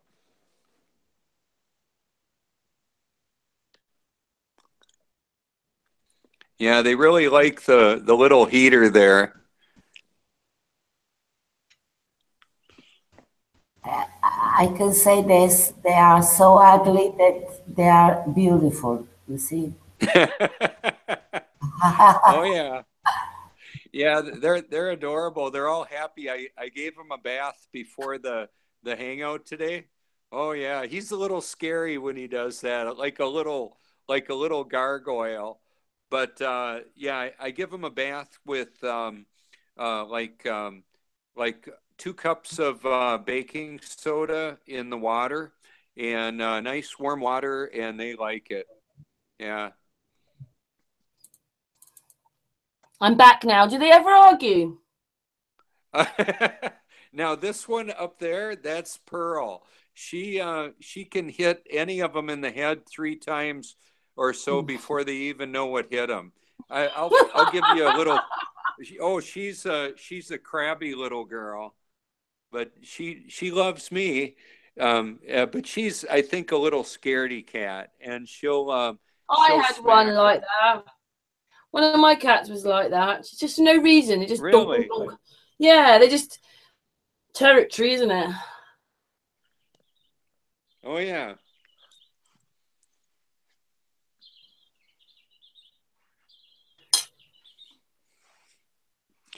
So that's part of the dynamic with the kitties. They enjoy hanging out there, and yeah, I enjoy having them.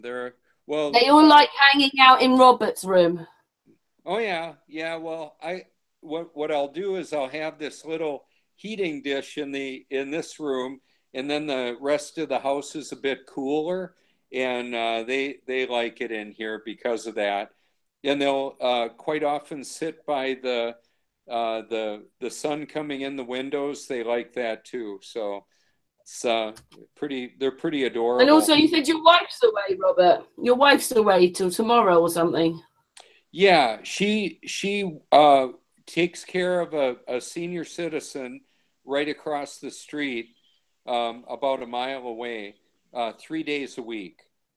She's an in-home caregiver, a CNA.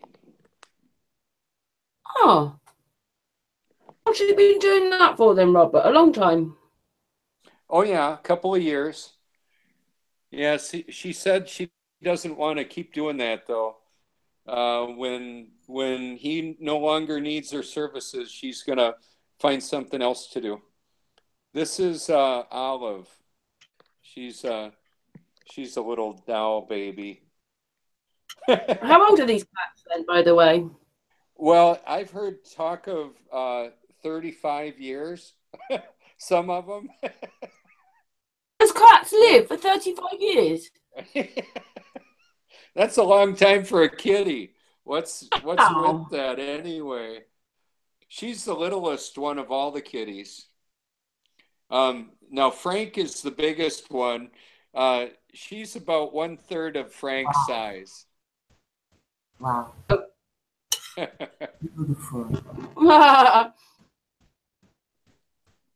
It caught a picture of her looking right into the camera. Oh yeah.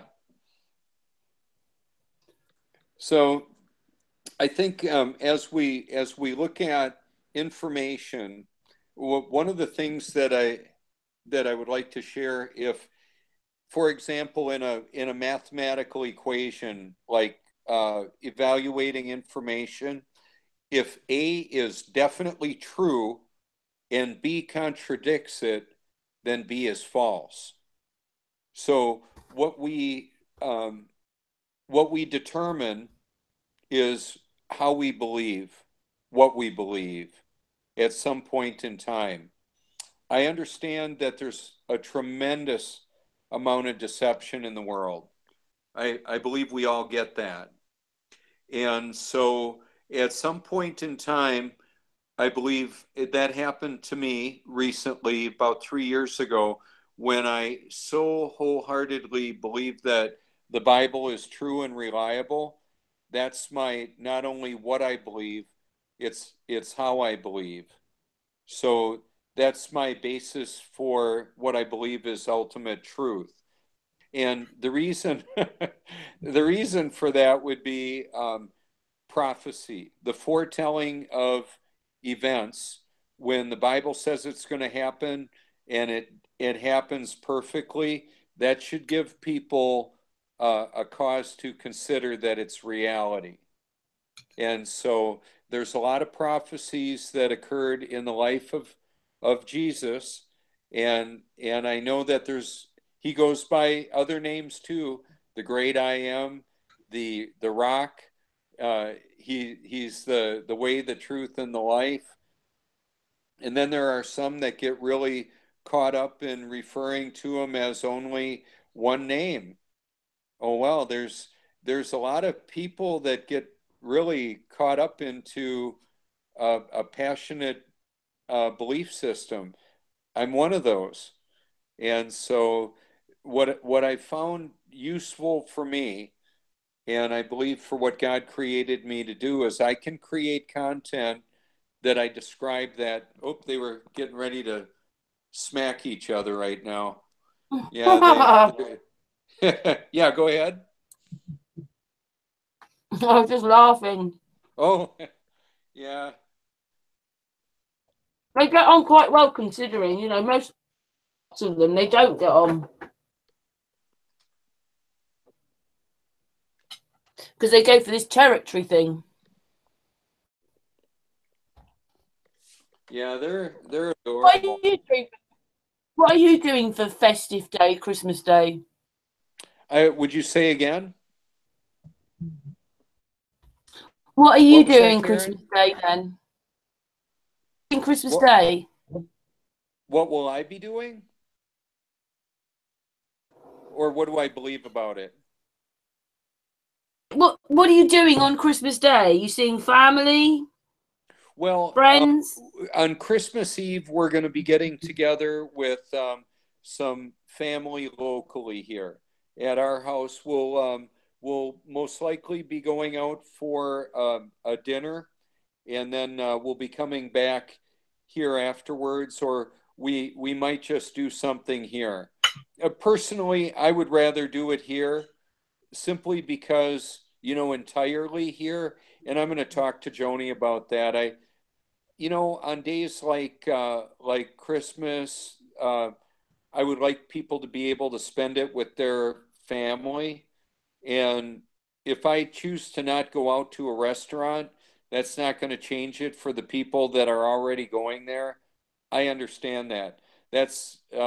However, what I would rather do is spend it here entirely so that I'm not putting those people out, so to speak. It's a way of, if everybody decided to stay home, just think about it like this, or you could if you want to. Let's just say something very unusual happened and nobody decided to go out and eat. They all stayed home and had dinner with food that they bought earlier. Well, the restaurant the next Christmas, they might just give their employees a day off.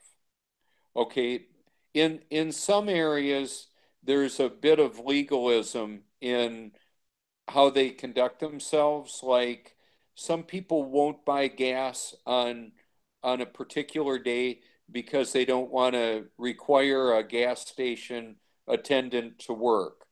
Well, now with computer purchasing of fuel in most places, that doesn't happen. You can get gas any time of the day or night, whether the store is open or not. But we'll be getting together here. We're planning on that, and so that's nice. How about you all? Middle son. Ah, now, Karen, do you have three? Yeah, I'm seeing my eldest and my youngest on Boxing Day. Oh, Grandchildren. They have my grandchildren, so Boxing Day. well, how nice. Now, how far away is that from You where know you what that live? is, Robert? What? Boxing Day. How far away is that from you? Oldest and my youngest live a few miles, well, less than a mile and a couple of miles.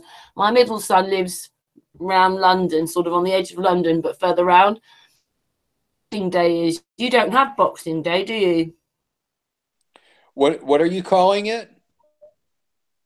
Boxing Day, it's the day after Christmas. I'm not familiar with that. I've never heard of it. What is that, Karen? Yeah, I didn't know that because I was talking to Patricia Steer the other day and she didn't.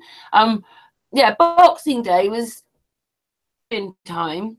The servants then could open their presents on Boxing Day, the day after Christmas. So it's a Oh, holiday for us. oh, okay. The commoners, so to speak, huh? Well, I'm Doing one New of the. Year's Eve then, Robert? What's that? What are you doing New Year's Eve? Oh, I'll be staying home. That's amateurs night out. That's Oh, at least that's what we used to always call that in Alcoholics Anonymous. Yeah, and amateurs night out. A lot of people, you know what though? I might go out. I don't know. Typically, I wouldn't, but that all depends. The way that I live my life now. Yeah, I may end up going out somewhere if I believe that's what the Lord wants me to do. Wow. That was Pearl. She just jumped up there and rang the bell. A whole bunch of kitties are climbing around. They look like it's feed me. Feed me. You know, it's funny. I checked it out this morning. I've noticed this about Frank. He's the big kitty. He's like almost a 20-pounder, and Olive is like about 7. So anyway, whenever I grab the food bowl and go out into the garage to fill it up, I see Frank coming on over.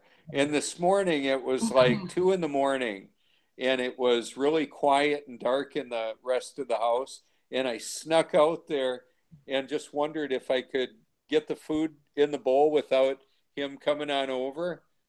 He met me at the door like almost every time. I don't know how he does it. That's Frank right there. He's a big boy. He's the nowhere to be seen.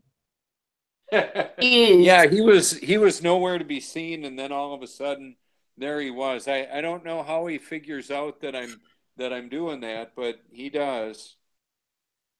Yeah, so in as we look at information, how will we determine what's true? And that, quite frankly, I believe is a challenge. Quite frankly, Frank. Oh yeah. Yeah. Hey Robert, before you carry on, what on New Year's Eve, the evening for us, you know, getting nearer to the ding ding, it'll be earlier in the day for you, but Sun and Moon are having an open day. Oh. Pardon, say hello. I may do that. When does it start? I haven't quite worked out the time. And Santos Bonacci are coming on. I hope Martin Leakey's coming on. I've got some more names written down on a paper. So it's just about coming on and all evening. You can stay as long as you like. Well, that is really interesting. I'll definitely keep that in mind. Thank you so much. Yeah, I'll hassle you about that after Christmas. Well, that sounds good. Well, I think Joni has been. I worked out a deal with Joni. She bought my other computer, so it worked out a deal. So it's going to offset the cost of my new one.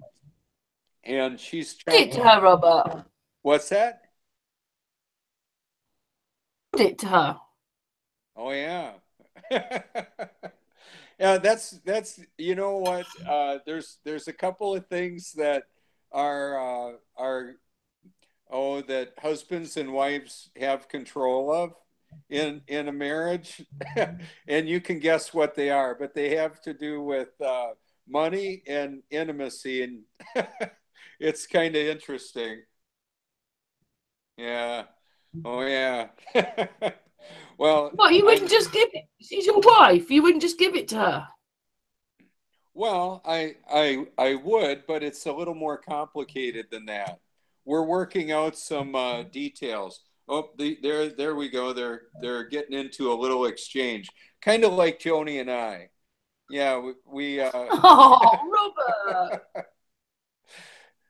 Yeah, I do it with a smile though. Oh, she's biting me a little bit. She's a little feisty. Well, I'll tell you what. I'm gonna go ahead and sign off for now. Unless there's something really pressing you wanted me to address, or you wanted to ask me. People have been listening, and they just like watching your videos of the sun and the moon. Oh, thanks. Well, you know, I'm gonna comment on that a little bit.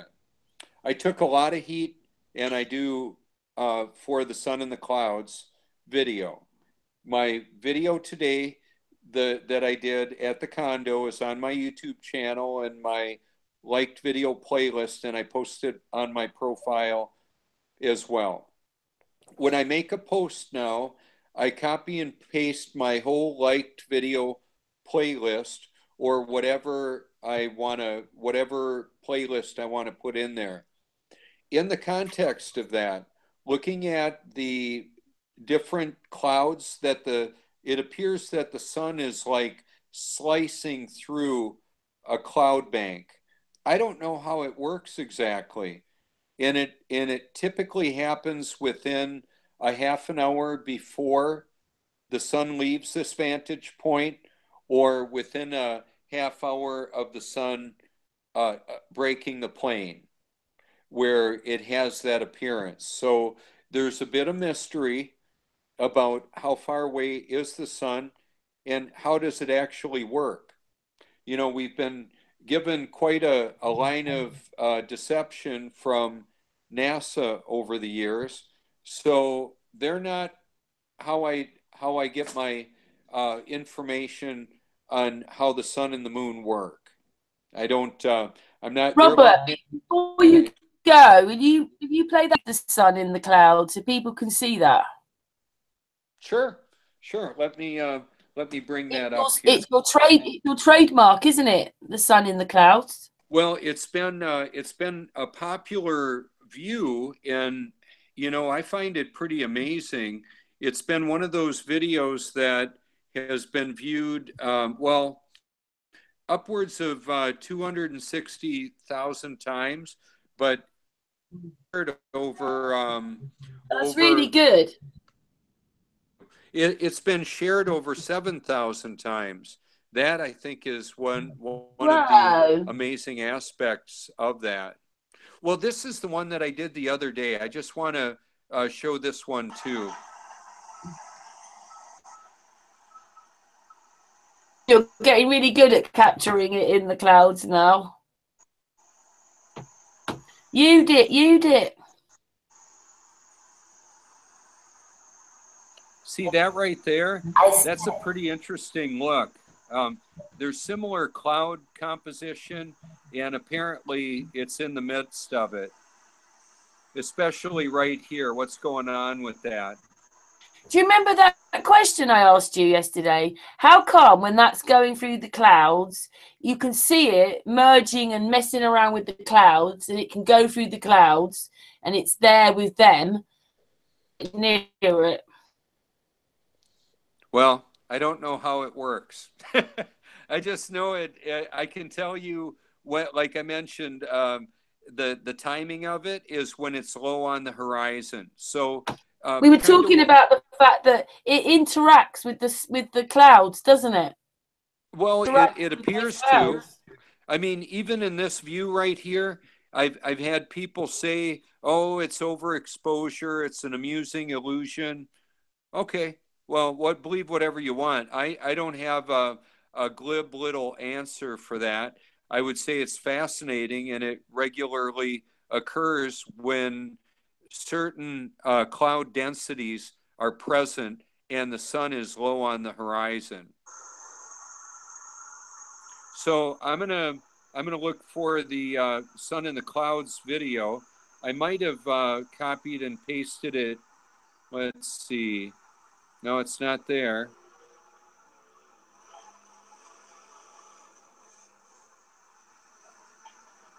Oh, I know where I put it. Okay, so what I'm going to do here is just go to my profile, and I'll show you I believe it's the Infinite Earth one.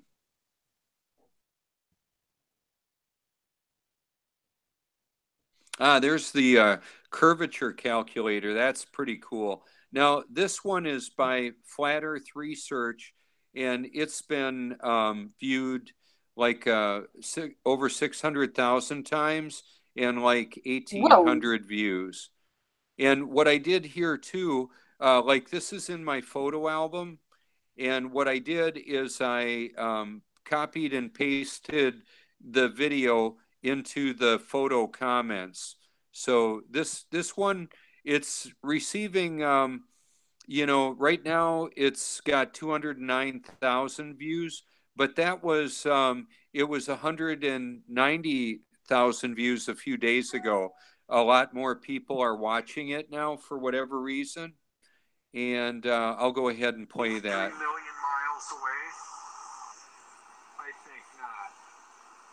I saw the setup occur in the cloud patterns from where I was, knowing that tonight would be very likely spectacular to illustrate the placement of the sun in the clouds.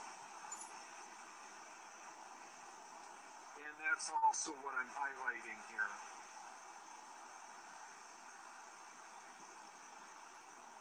The position of the sun vanishing from this perspective or setting is considerably more west.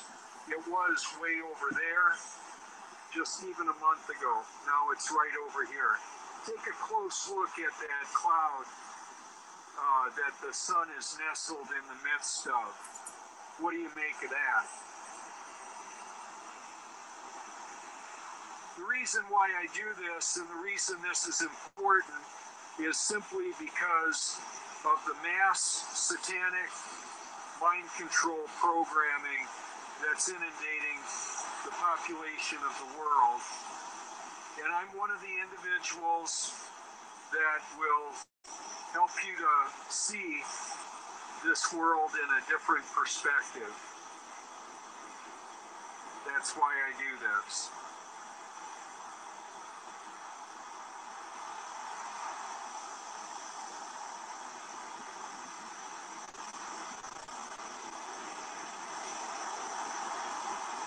Look at the hot spot in the middle of the top of that cloud.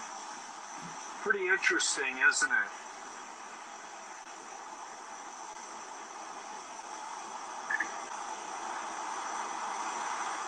In the summer, the sun and the moon were visible from this vantage point for approximately 10 hours. I'm sorry, 12 hours at one point in time. Virtually identical amounts. Now the variance is over 4 hours.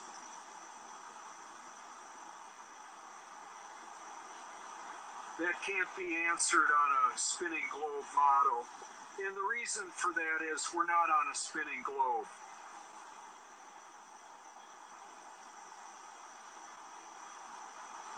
You can research this if you care to, or just scroll on by. The reason why it matters is our trusted sources of information, or I should say, my trusted sources of information were not giving me accurate information. They were lying to me. They still would if I would be listening to them. I'm just not.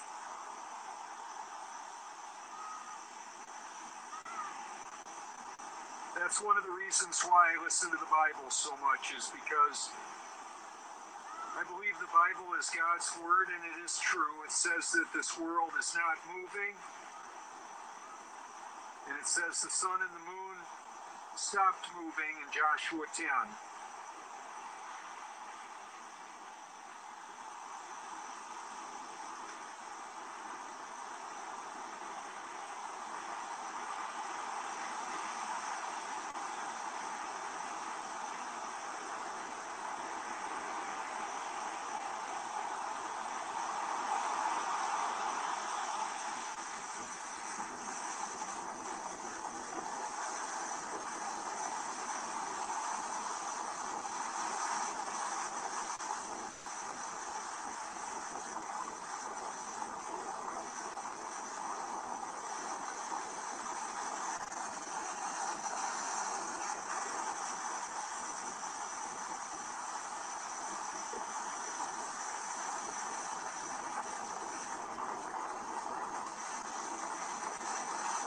God's word is true, all others are suspect and should be compared to Scripture. It takes less than a day to hear the entire New Testament.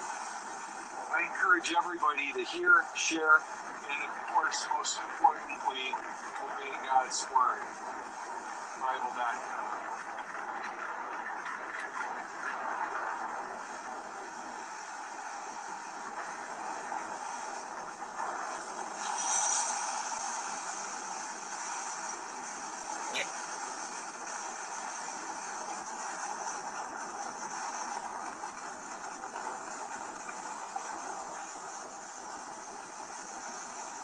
use your own eyes to see the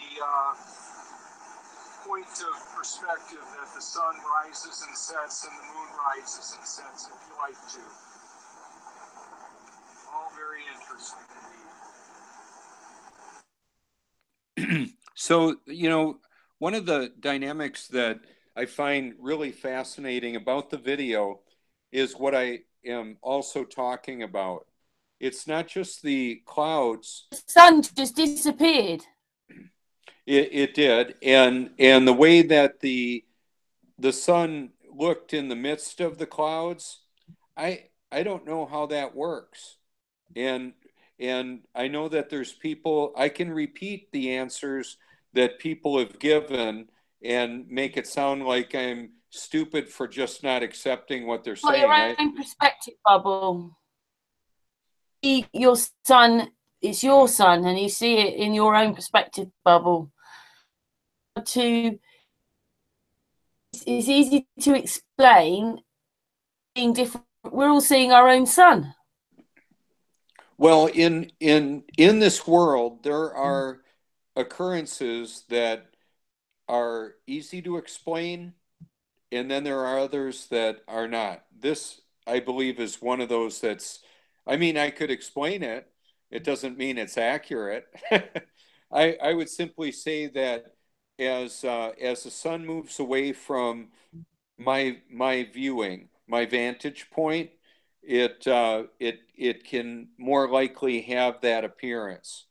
Like I said, it's within a half hour of sunset or within a half hour of sunrise. When the sun is way up in the sky, high in the sky, you know, the rest of the time, or the moon is, that anomaly doesn't seem to occur. It's just the nature of how it is. It would be that as we look at clouds on the plane, like if when an airplane is flying and they get up quite often above a lot of the clouds, well, that's kind of the explanation for it. So even when there is an airplane that's flying and it has the appearance that the sun is below the clouds, it's far enough away from the plane. Similar to like when I was on the beach and I took this. So it is a bit mysterious, and I'm okay with it being that for now. Because I mean, if we're all seeing our own suns, your camera, sun, sort of the clouds a bit. So for someone else a few miles away, they wouldn't see that, but you did. So how does all? It is crazy. Things crazy. Well, part of what is interesting with this is I remember, well, like I would be walking on the beach, and I would say to somebody, like they would come up to me and we would talk about the sunrise. So, and I said, well, if you would like to see it from the perspective that I did, you can see it on my profile. I'll be posting it later on.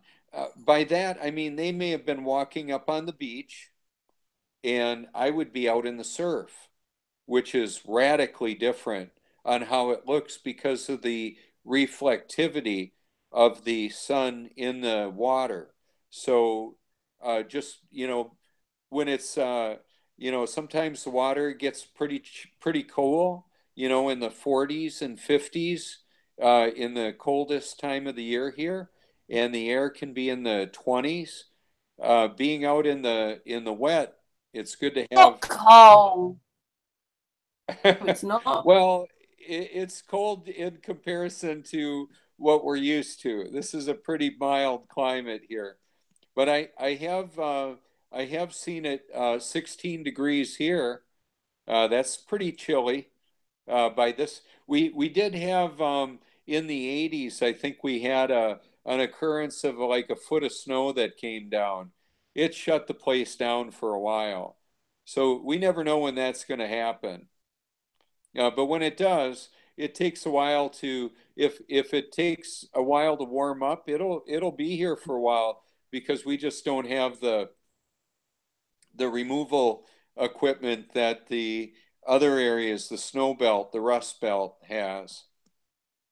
But on the so when I take a camera or somebody else takes a camera and they give us a somewhat of a unified perspective.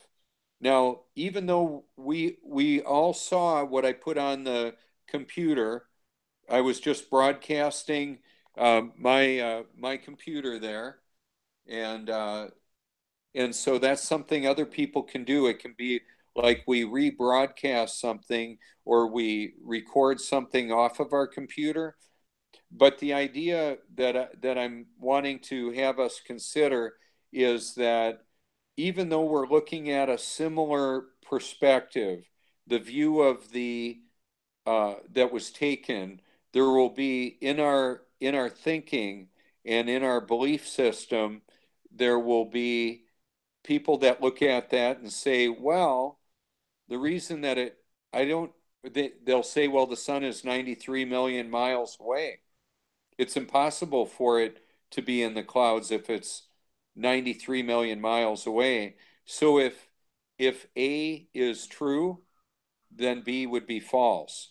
So if A being the sun is 93 million miles away, it would be impossible for it to be in the clouds, right?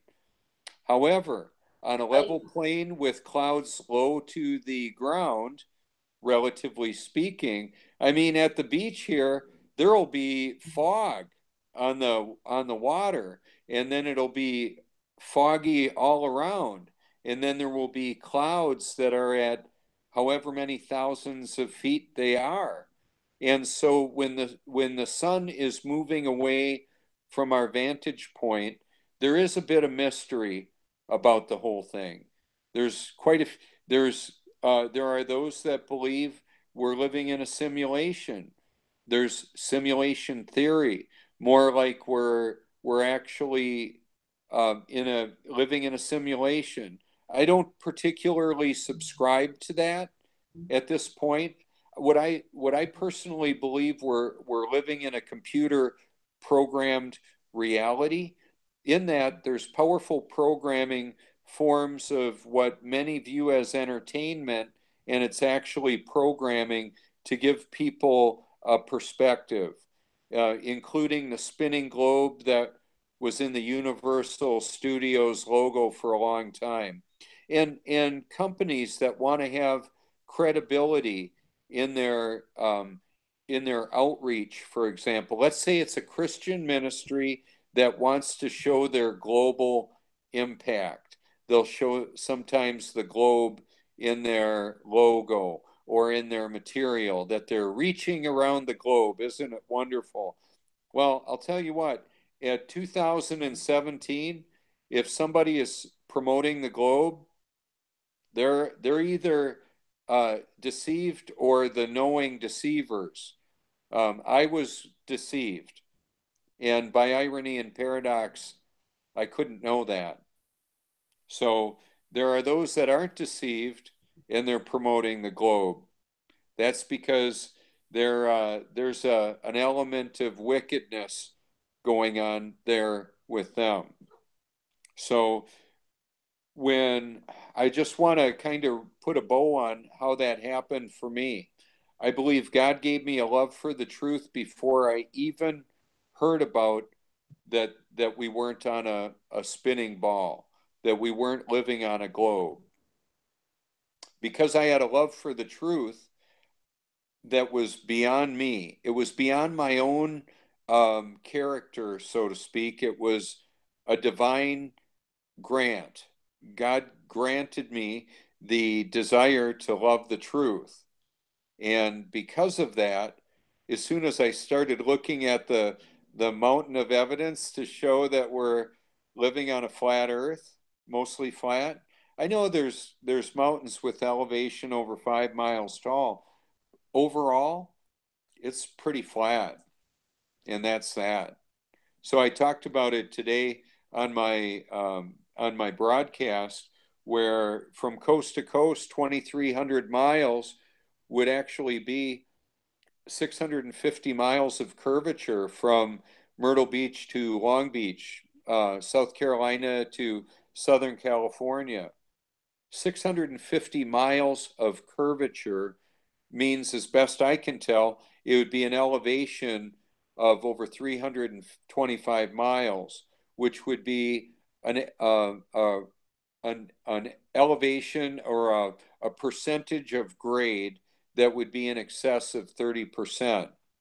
With that in mind, when I would get to a mountain range like the Smokies or the Rockies, and there was a 5 to 7% grade, my fuel economy would drop from 55-mile average per gallon down to the low teens, like 12, 13, 14, when I would get to the going up the mountain.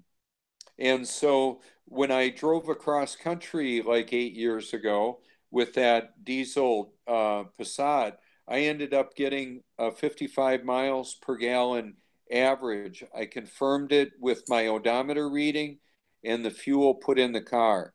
And it all worked out with the ground positioning system, the GPS, the estimated time of arrival, the distance traveled, all of that. So if I'm getting 12, 13, 14 miles to the gallon going up a mountain that's in the single digits of a grade, how could I ever get 55 miles per gallon if I'm climbing up a continuous grade that is a 30% grade? It would be impossible. So, like I mentioned, if there are some that believe I'm a few French fries short of a Happy Meal or a couple digits short of a full equation, I've got plenty of mathematics and that you can look at, that you can pore over, that you can evaluate. Like always, I encourage people to send me your private proofs or criticism. By and large, the way that the interpersonal reaction is in a post on Facebook and other social media, especially Facebook, because if there's a comment thread with a lot of comments on it and all of a sudden an argument starts, which happens every now and again, it happens almost all the time. So these people are arguing, they know a whole bunch of other people are watching. It's hard to actually get a change of perspective when pride is involved, because one of the dynamics is trying to help people realize that they're wrong. There's really no polite way of saying you're wrong or you're deceived. So I just come out and say it. You know, if a person believes we live on a globe, we went to the moon, you're deceived, whether you like it or not. I've had people that were close to me for a lot of years, that I sound nuts about this. Well, the truth may sound crazy to those that are deceived.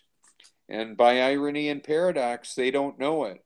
With pride as a catalyst, meaning that I've figured it out, I've got this thing nailed down. If somebody presents information that contradicts that belief, that assertion, if they want to hold to it, they're not going to let it go. And so having a desire to love the truth, like I say, that's a gift from God. So how will we know the truth when we see it, when we hear it? I've heard it said, maybe you have too, fear is false evidence appearing real, which is deception. How about real evidence appearing false? That's deception as well. So what I would challenge people that think I'm crazy because I'm not agreeing with their story about how the sun looks in the clouds, or I'm crazy for believing we don't live on a globe. I would simply say, how does that work for people that are apparently upside down in relationship to you? Because obviously you're the one that's standing upright. They're the ones stuck on the opposite side of a ball. That's the whole deal with Australia, is that the United States is on top and Australia is down below, straight opposed through the clear globe. That's why I use the inflatable clear plastic globe. I want to show people, I want them to see with their own eyes. I want them to see through the global lie. Seeing is believing. What? What do we see? What do we believe? We can look at the same thing and come up with a vastly different explanation for it. So that's, yeah, that's pretty much where I'm coming from. If you want to find out more, I got it. There's this me that's live on the Google Hangout, and then not just me, all of us, many of us that are on this Hangout right now have a digital presence that is a representation of much of what we believe is important for people to consider.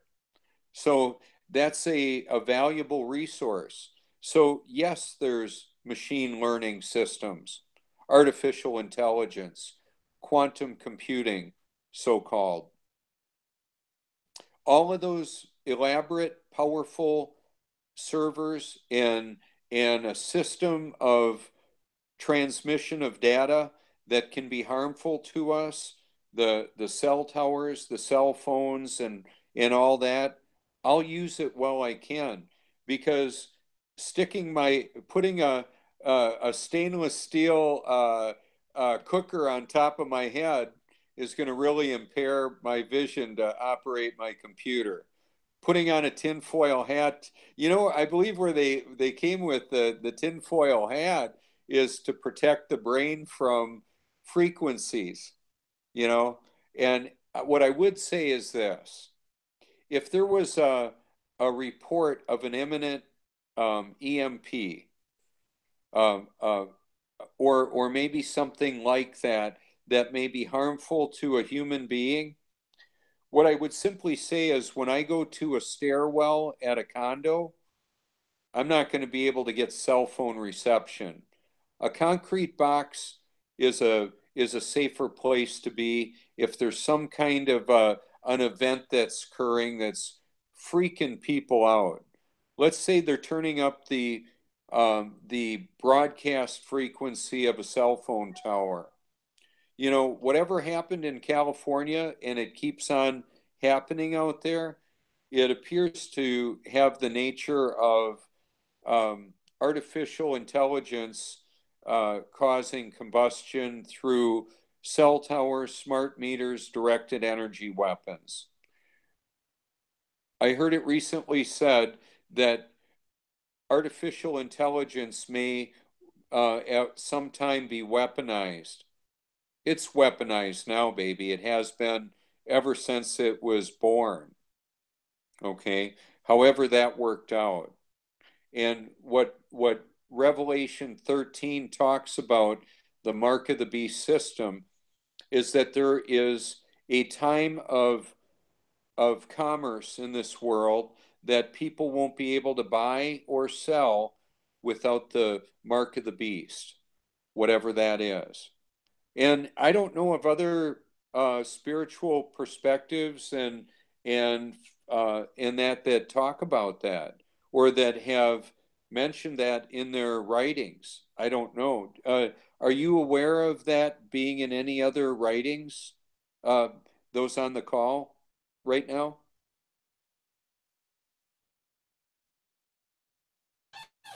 Say that again, Rob, but I'm just looking for something, because Weedy wanted me to play you something. So I'm just this little video. So okay. I'm just getting it up to play, but a few minutes while I do this. That's Smeagol.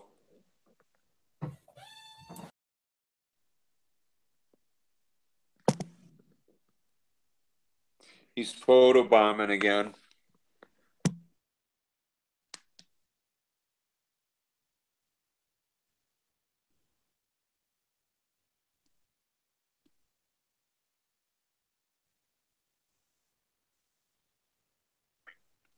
So what I was mentioning, if if you're aware of another holy book that has mention of like a mark of the beast, or a system of commerce that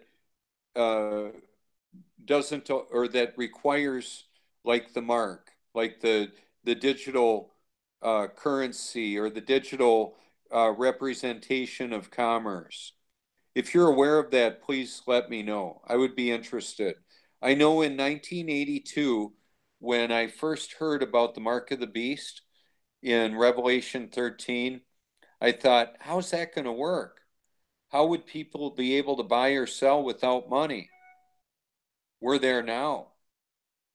I've heard that 2018 is going to be one whacked out year in humanity. I don't know. I'm not afraid, not at all.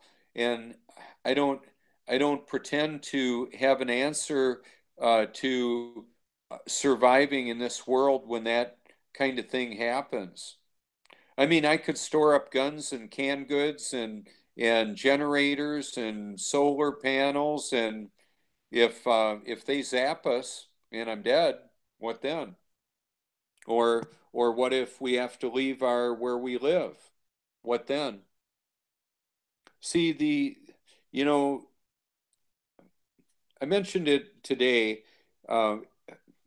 In about 7 years ago, when my dad and I were on the phone and he was having shortness of breath, and he said, Robert, I can't feed the birds the way I used to. I'm real short on breath. And this was in October, November, just months before he had his heart attack. I said, Dad, you've had a heart bypass. You should go and have a stress test workup to see if you have blockage. He chose not to. He had a stroke and a heart attack, and then another bypass, and then multiple strokes, and he lost all his money, all his stuff. And we prayed before he died. I don't know where he's spending eternity. I talked to him about Jesus. If he's a child of God, that's where he is. So I don't believe I'll know if he's not there when I'm there. And, I know, Karen, and the rest on the call here on the Hangout, that you've got a message of inclusivity, including a lot of different perspectives, and I appreciate the reality that you've included me as one of those. I appreciate that. And so my encouragement to people, and typically on this Hangout that I'm on, there may be 7 people or maybe a few more that don't like this. Maybe they don't, and if it's going to be primarily I'm the one that's kind of like the guest speaker, then it's like, well, they don't like me. That's okay. I'm Robert. maybe they don't like Smeagol. Maybe it's about that, or they don't like Lily. No, I think that's okay. That's okay. Robert, you're one of the kindest people I know. Well, thanks, Karen. Yeah, I really enjoy being me. And it's but it's the new me. You never knew the old me, the very selfish, self-centered drug addict that I used to be. And so I'm glad to be free from the old me. And so what you're looking at isn't natural. It's actually supernatural. It's the dynamic of what happens when the creator of the universe says, I'll take over from here. Yeah, and that's basically what he does. I mean, I'm doing different stuff. When we talked about you're just like you are. You don't hardly get any sleep, and when you wake up, you get up at crack of dawn just to go down to the beach to film the crack of the crack sun, the rain. Yeah, I'm up.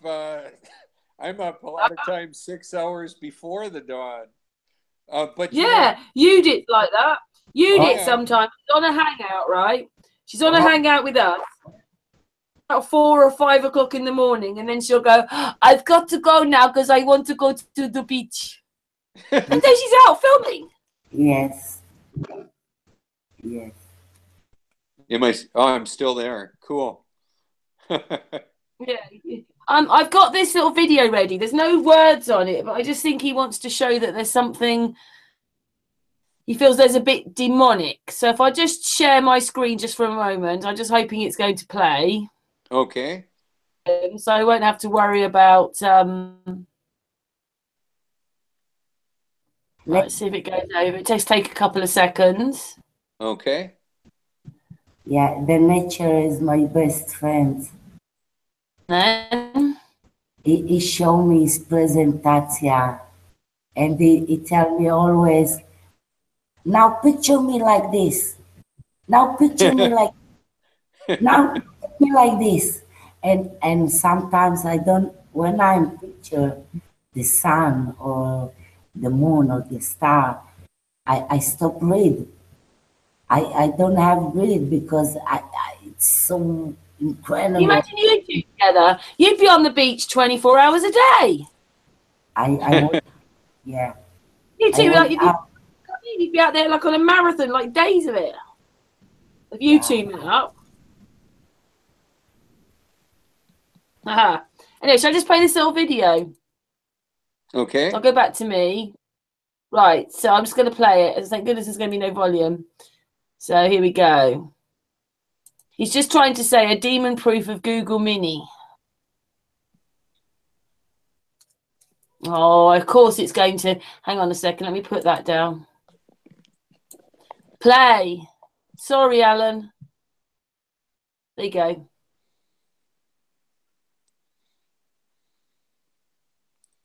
Can you make it full screen, Karen? I don't have a very good bandwidth, but I can send you the link. Oh, that'd be good. Saying, I think, as you look at it, there's demonic things on it. And what is it of? It's a Google Mini. What's a Google Mini? Well, you just showed it at the beginning. It's this little round thing. Huh.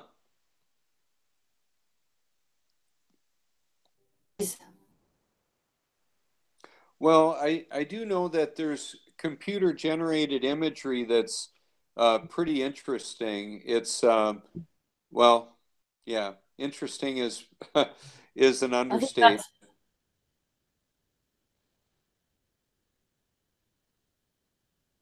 Mini, what's that? That's like, that's a shadow from it. I don't know what a Google Mini is. Anyway, it doesn't look very good, does it? You know, I can't really make much out of it. No, I'll stop screen sharing. I'll put the link in I'll put the link in. Okay.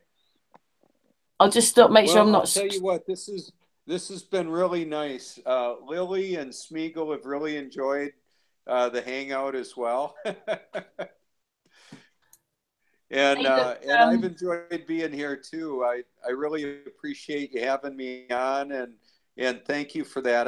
I want to thank many of the people that are call right now on the hangout for public and private encouragement.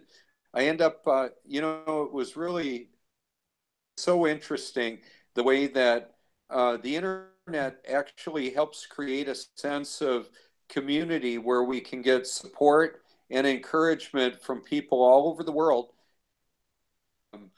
more like-minded, and so we can have a sense of community and fellowship even though we're a long ways away. I really appreciate that from you all. Oh, well, we're family united, aren't we? We're family united. Yeah. Well, thank you so much. Well, big hugs to you all. Robert. Thank you. Yes, ma'am. Can you shine what the little Google thing is? When you shine a torch, Google Mini demons come up on the wall. Really? So that's, well, yeah. I'll take a look. I'll take a look at it and see what it looks like when I get that. Okay. Anyway, yeah, it's big flat Earth hugs from us, Robert. All right. And Thank you all so much. Hopefully see you on New Year's Eve. I'm not sure what my schedule looks like for then. I may be socializing local, but I may be socializing on the World Wide Web too. So we'll see how that works out. Thanks so much for the invitation and for having me on today. Thank you, Robert. Oh, you're Love welcome. you, Love you all. Bye-bye. Love you, Robert. Love you too. Bye-bye, y'all. Thank you, Robert. Thanks for what you said. Hey. Now, ladies, we've been going for over 2.5 hours. Shall we end the hangout today? You did? Yes, Karen. Brilliant. Well, we're back on Sunday with Artist is going to his parents and they don't have internet, I don't think, or he's not going to be on a hangout. But we're going to go on Sunday with Angel, but we'll go on more as a social thing rather than him going 3 hours on pyramids. So that's what we're doing on Sunday, because it'll be Christmas Eve for a bit of a social and a bit of a chin wag. Anyway, so see everybody. Oh my goodness, Christmas Eve, festive Eve. Yeah. Thank you, Judith. Thank you, Karen. Love you. Love you, Judith. Patricia, are you there? Patricia,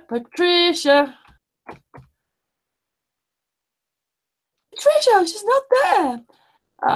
She may be lying down. Anyway, once again, thanks to everybody for watching this hangout, being in the hangout, whoever's going to watch it later on.